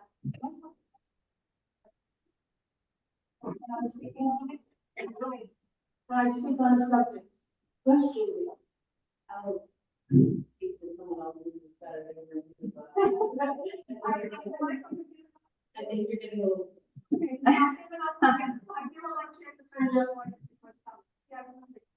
Okay, so this resolution basically deals with the hybrid section for board members who are not ADA. If you're ADA compliant, you can still continue on Zoom. If you're not ADA compliant, you come to the meeting. And for the years that I've been on, for 25 years, if you didn't make a meeting, you aren't absent. I was plenty of meetings, so here. And now we have the luxury of looking and even participating if they allow you, but you won't be behind that. I was from Zoom like 100%. I'm one of the people who answered, and I'm voting for this resolution because it is a hindrance. Some committee chairs, they find that they're not getting the quorum because so many people are voting on Zoom. So you're really not missing it, but it helps the chairs and it helps the quorum and it helps the board move along the process. So that was in favor. We. And two opposed. Anybody opposed? One more opposed. Opposed? No. Is there anyone opposed? Opposed to the resolution as. For discussion. Okay, so then let's open the vote. Okay, those who are in favor of this resolution, which basically just eliminates the board members who are not ADA compliant. If you're ADA compliant, you may still participate on Zoom, and then we must attend meetings in person. The Zoom will remain either way, and the public will still be able to participate. This basically applies to the board members. So who is in favor of this resolution? And Margaret, I think we're gonna have to do like a big count. Yeah. You can count. Excuse me, I have the floor and I want Margaret to get that presentation.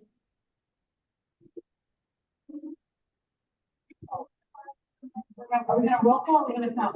Roll call. Okay, put my hand down. You wanna work on it? All right. Sylvia, Yes, I'm abstaining. you're in favor of the resolution. Abstaining. Bob Bender, Wait, excuse me, I believe I have the privilege of asking, like, challenging the abstention, no? Okay. Okay. Yeah, like, so we can. Yeah. No. For cause or not?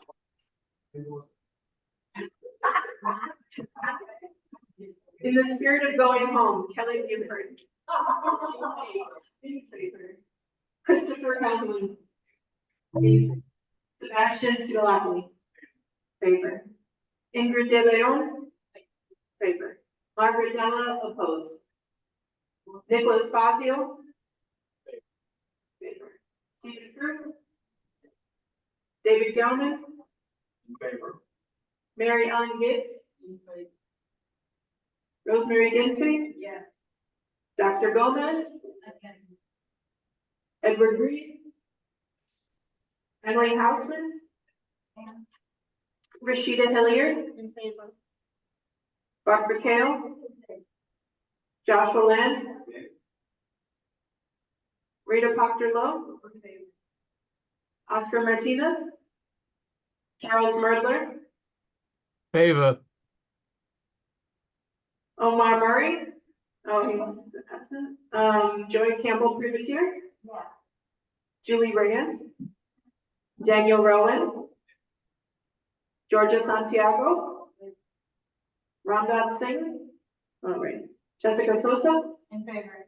Laura Spalter. Sergio Villaverde. Martin Wolcomb.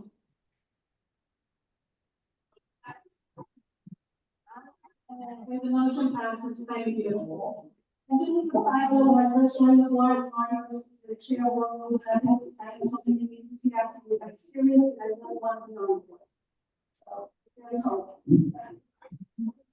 I thank everyone for their vote. And, there's one announcement.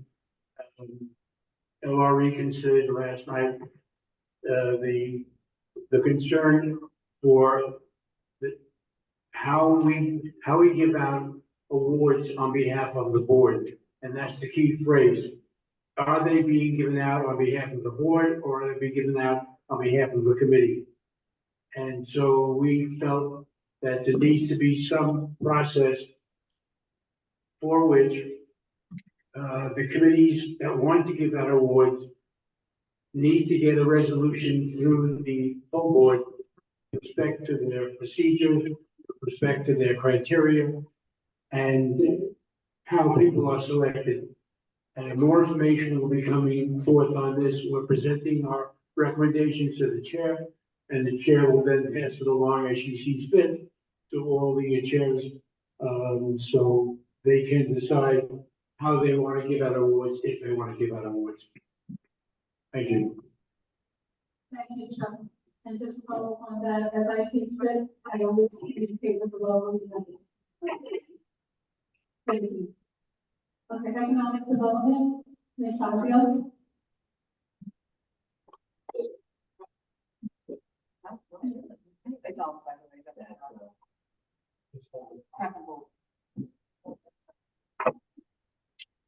Testing. That was the perfect segue. Thank you, Marty. Good evening, everyone. We have 3 resolutions. These resolutions are in support of businesses in our community for the Betty Campbell Adams Valuable Merchant. And although I hope to be able to move all these resolutions at one time, I'll go through their result clauses for each one. That sounds good. All right. So the first, actually, this is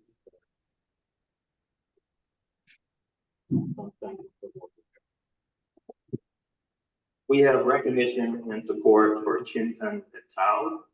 I'm sorry, am I supposed to say the names now? I am.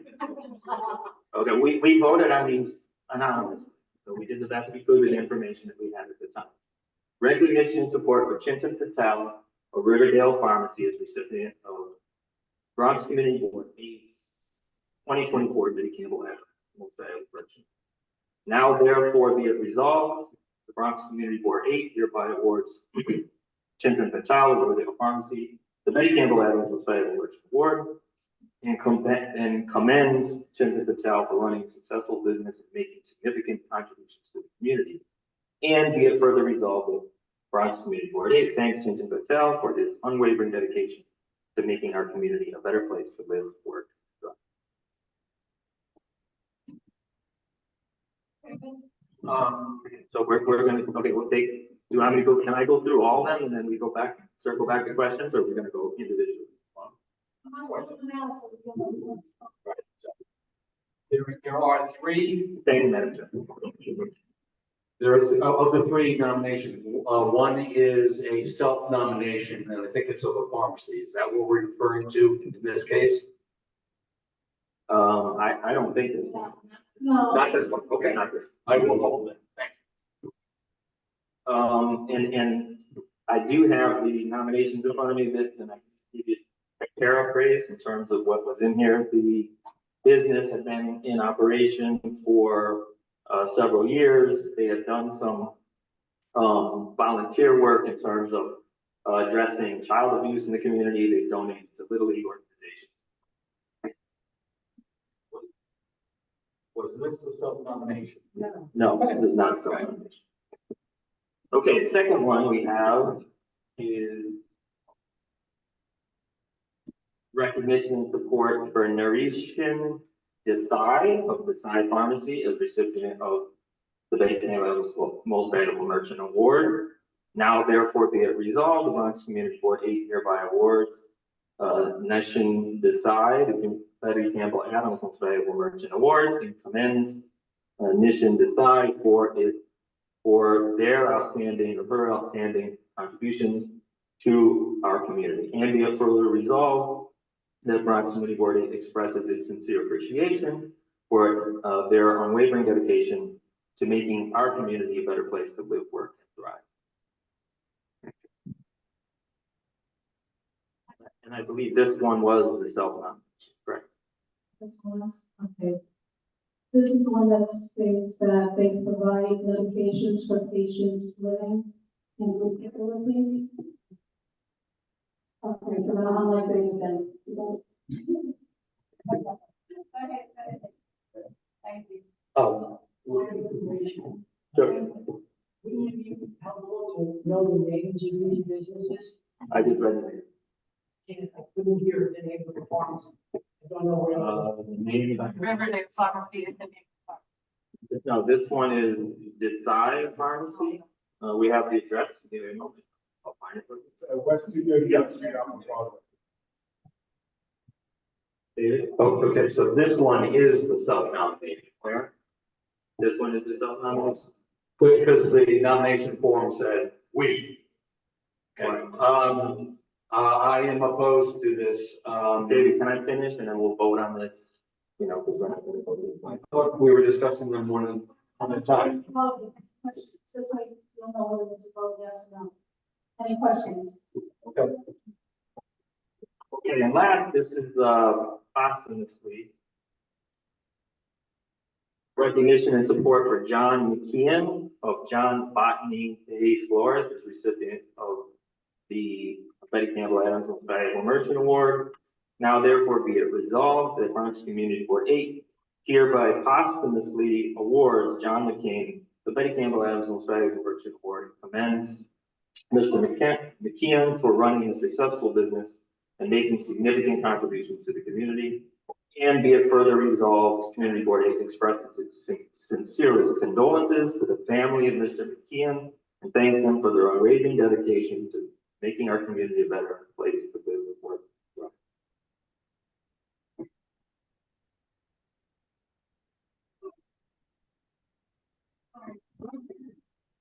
Okay,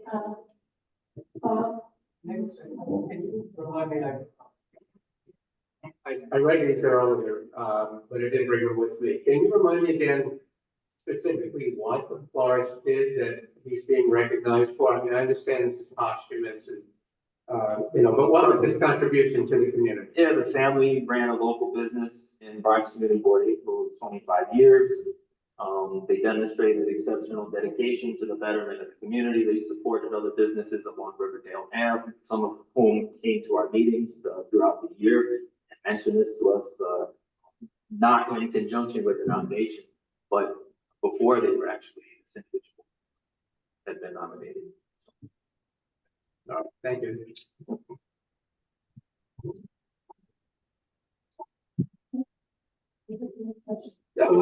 Yeah, well, actually a comment on this. I'm the one who came up with the idea of these awards in consultation with Sergio 6 years ago, something like that. The intent was to recognize individuals who were business owners or business persons of some sort who made a significant contribution to the community in their work, in volunteer work, whatever. But it was not in any way to promote a business. Okay, and we talked about it a little bit last night. We really should not be in the business as a community board promoting a particular business. The individuals surely have no problem. This actually all started with Jimmy Packus here on 230th Street. It was not about his auto repair shop. It was about how he dealt with the community and crises that people had, et cetera, et cetera. And the second point I have is the point of saying no self-nominations, because anybody could put their name up, and it really drops the quality of the nomination. While it was noted that you could get your spouse to nominate you or whatever, well, there's not much we can do about whether somebody else wants to nominate you. But it doesn't seem appropriate to self-nominate.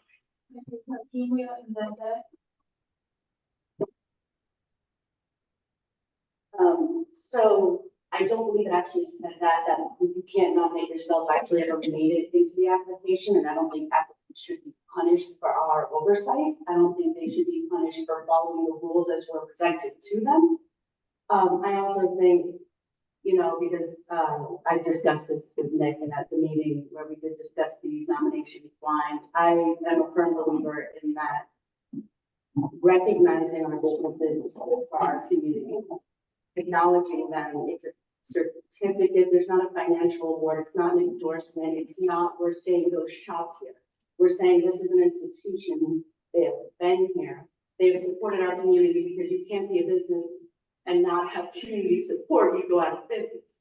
So I want to, while the intent may have been, please don't nominate yourself, he didn't say that, I don't think it's fair to penalize them. Thank you, Julia, and that's a good point, that's why we will be working on it, so that we will have. I'm sorry, Chair Ray, I just for the sake of time, I believe we're gonna have to vote on these individually. Some people have different opinions on the resolutions. And in terms of the procedures and process, I think that should be left up to the future Economic Development Committee, whatever composition that may be, and the Law Rule and Ethics Committee. But as it stands right now, we went on the criteria that we had based on precedent. I think we should move forward with a vote as quickly as possible. Okay. Pardon me, but as I was saying, the Law Rules and Ethics Committee and the board will be looking at that because you made very good points on that. Okay? And just wait for that. So that was that and then one.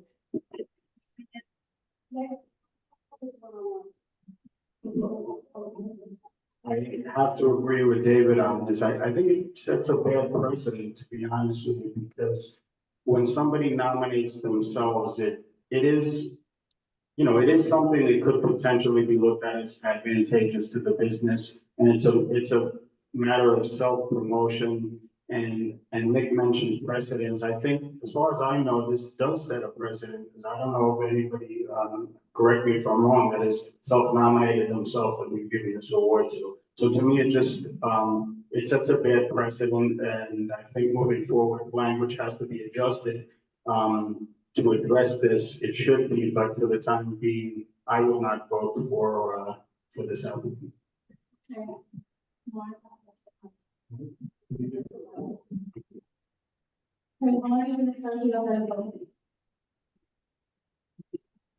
This conversation is entirely what I was trying to prevent. Whoever is nominated, whoever the process went through, I believe the conversation ends there. Both of these resolutions. What may be coming before is that in the future, we need to identify and lay out criteria, guidelines, and whatever. And so we'll prevent this kind of conversation from taking place. I find it offensive, and I think it's way out of order. As a part of information, who actually submitted the application? He said he keep saying it's self-nomination. It's an individual that we're recognizing. We were unaware of anybody, I mean, it was completely anonymous for us up until today. I had no idea who submitted or who the nominees were. I don't know, let's just do this. Take one of them and let's vote on one, and then we have three, let's vote on each of them. Can you briefly tell us what did they do in one sentence, and if they were self-nominated? That would answer everyone's question, and then we'll take a vote. Question. Who's the application to go? Decide self-nominated. It was individual? We have three. Excuse me, I have the floor. We have three nominations. Nick will read one at a time. He'll tell us if they're self-nominated. What did they do very briefly, and let's vote. Do yours have numbers like ours? Like 1, 2, No, 3, the version I have, the numbers taken off. So in the initial versions that I drafted, they had numbers. They were substituted.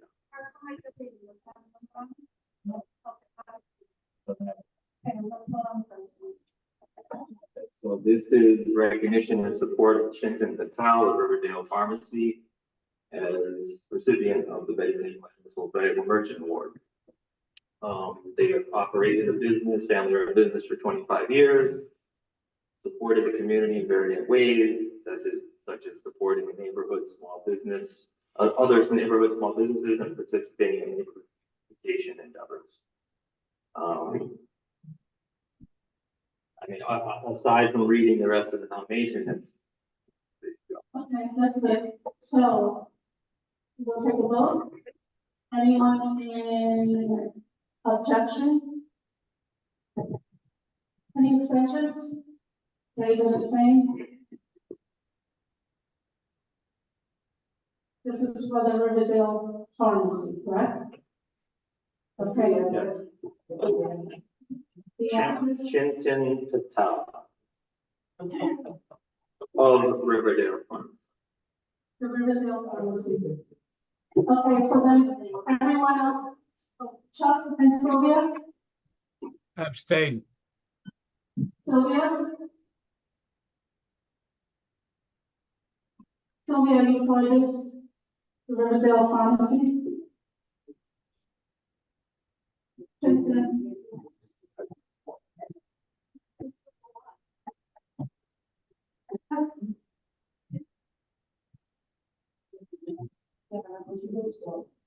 The resolution is for the pharmacy or for the person at the pharmacy? It's for the individual, as I understand it. The nomination is for the individual. This is for the individual.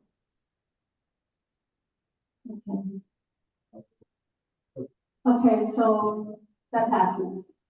Next, Next, we have support for Narsin Desai of Desai Pharmacy.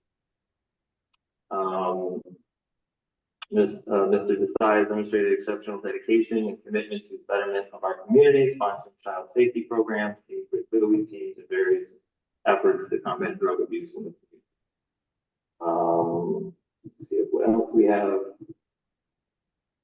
Again, aside from reading the nomination, which I have, if anybody's interested, I don't think we have time for that, but if it's necessary, we'll do it. This one, as I understand it, was self-nominated, correct?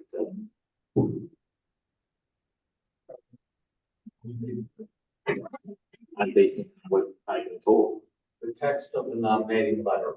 The text of the nominator is redacted. We never saw the full nomination without redaction, so it's hard for me to tell. we know he was self-nominated, and then we also know the good work that he did for the community, right? Okay, so we're ready for a vote. Who is against?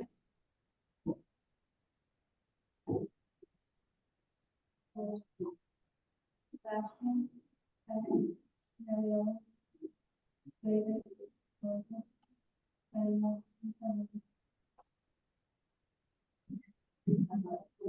Chuck and Sylvia, are you for abstaining? I abstain. Okay, Sylvia? Abstain. Anyone else abstains?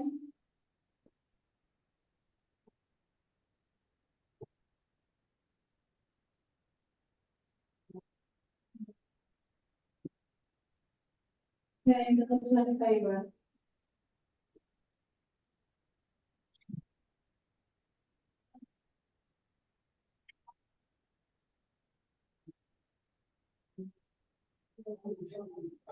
I'm actually gonna leave that.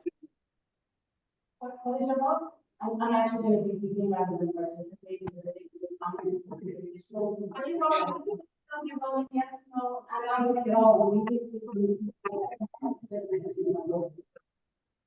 All right, can you raise your hands, please?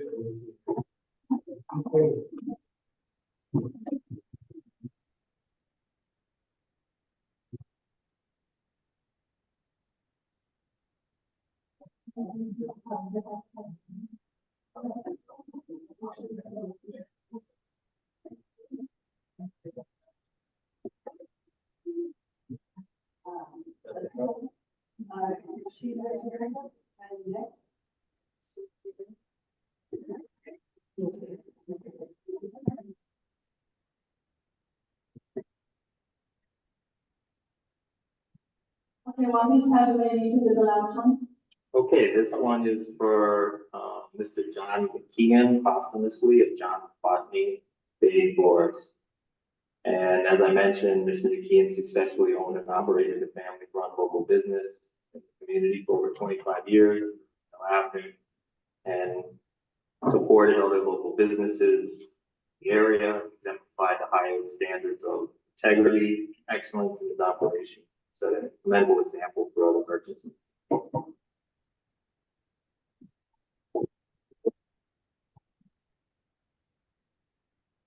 Okay, so then we'll take a vote on this. Any abstentions? Sylvia and Chuck, we're voting on the floors.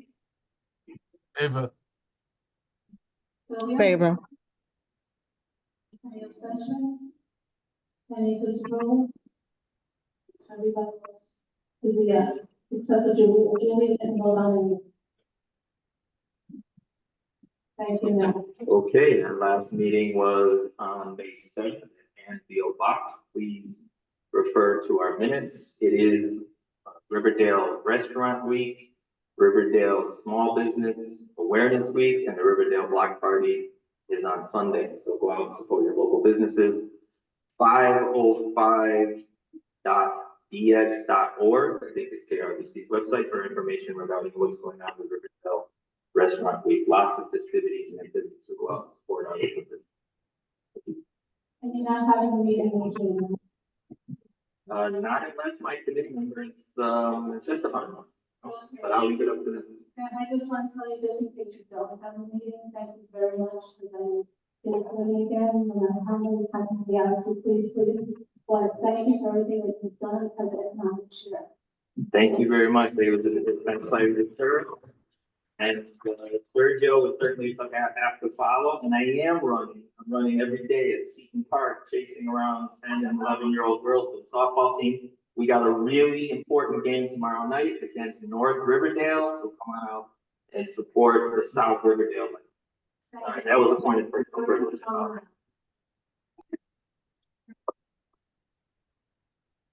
And just let me know the all the resolutions passed. Thank you again. Okay, the next committee is. Education.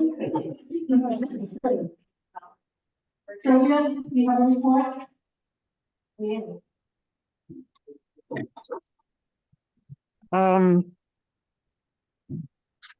We had no meeting in April, but we are going to have our next meeting May 28th. I only have one thing to report, and that is that SEA had received a letter from us asking some questions about the negative declaration, where they said that the new school at Van Cortlandt Motel will not cause any concerns for the community, which we don't believe. And they did send us a response with the company line, didn't answer our questions, and we are still in the dark. So I guess we're not going to be in that loop. That's my end report. Thank you. Going on to environment and sanitation, Daniel.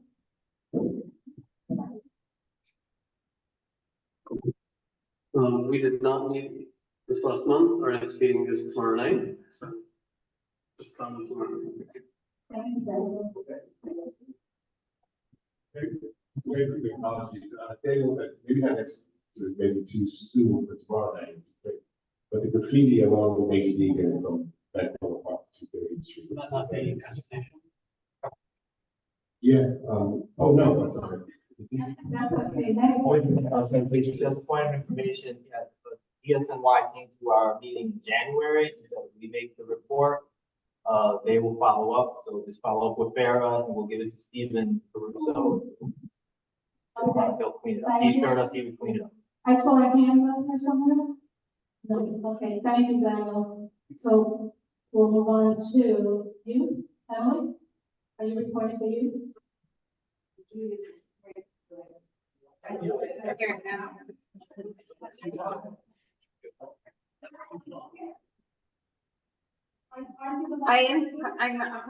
the vice chair. I thought Julie was here a second ago. Great. No, I can't see her there. Okay. Do you have anything to report? You can just say the next meeting. Your next meeting is May 17th.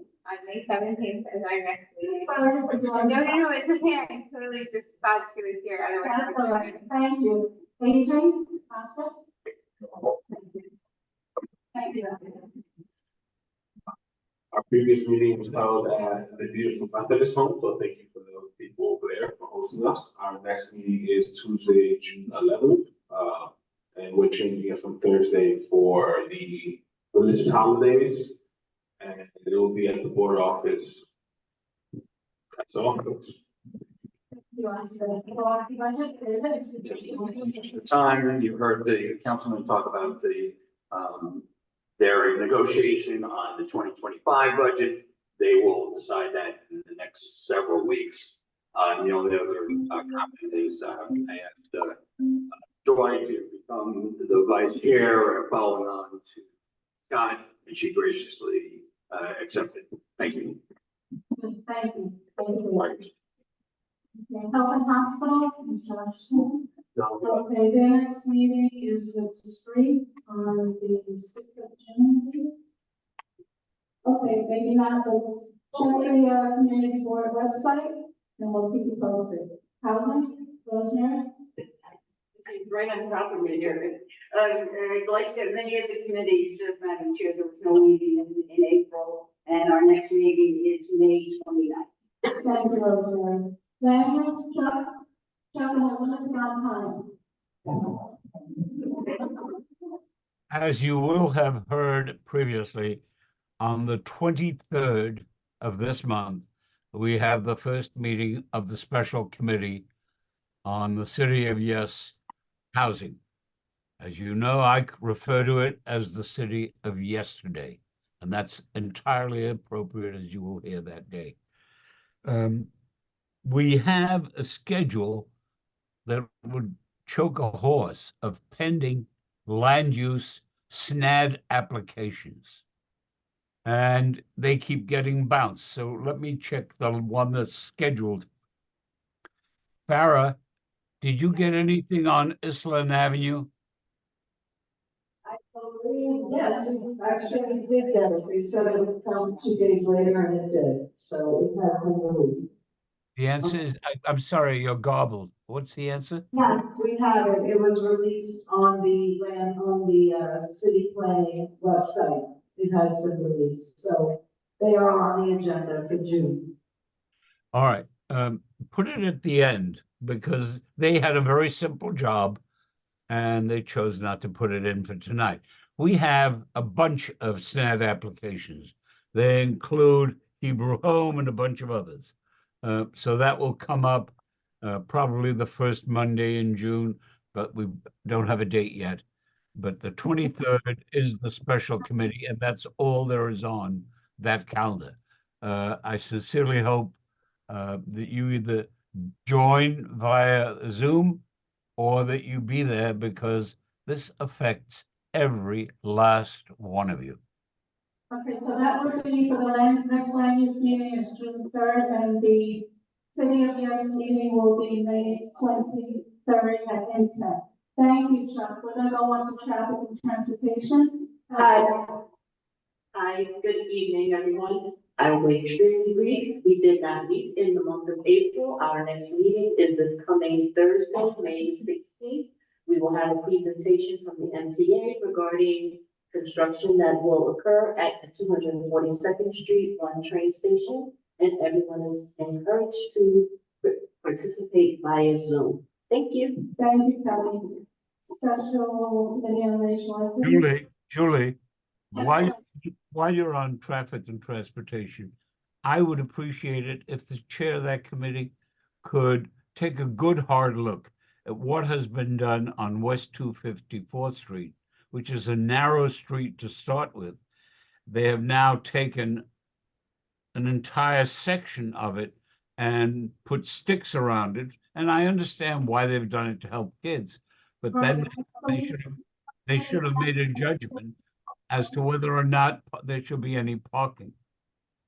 Yes, Chuck, the committee has been working on it and she will continue. Obviously, she will continue. Thank you, Chuck. Street? The next meeting will be on May 30th. We'll be discussing any material edits to our resource guide on combating hate in the community. That draft has been circulated to chairs. If any non-chair board members want to review it or give us their input, please reach out to me. And I'd be glad to share the draft with you. Thanks.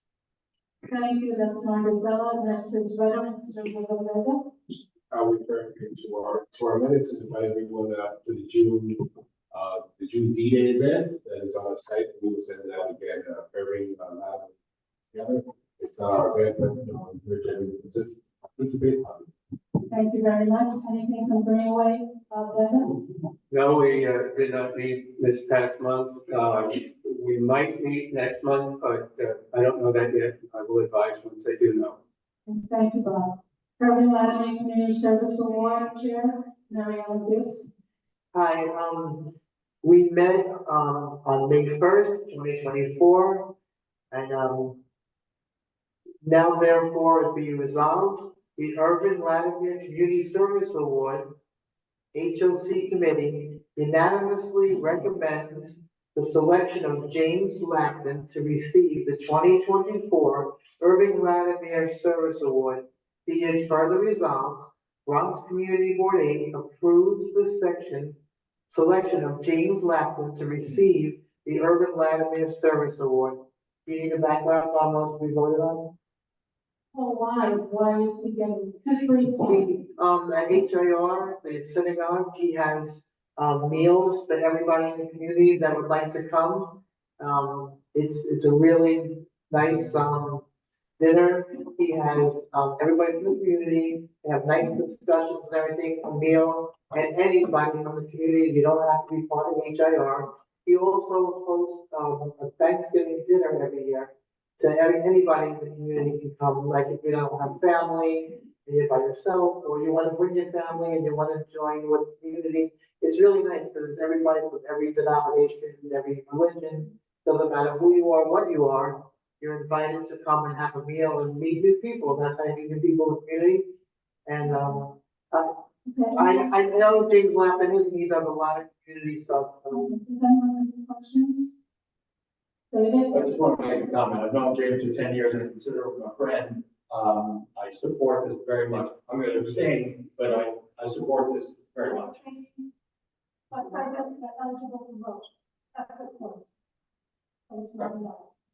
Okay, so let's take a vote. Anyone abstaining? David's abstaining with, but it's present, you're abstaining. Anyone else abstaining? Anyone disapproving? Oh.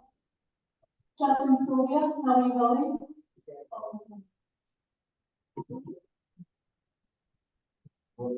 Chuck, you're muted. Chuck, you're muted. Sylvia, how are you voting on this resolution? Favor. Thank you, Chuck. Sylvia? Yeah, I said. Favor. Chuck, we heard you. Chuck and Sylvia, that's a yes, and then everybody is a yes as well. Who's here? Okay, thank you, Mary Ellen. The nominating committee, Laura Sultan.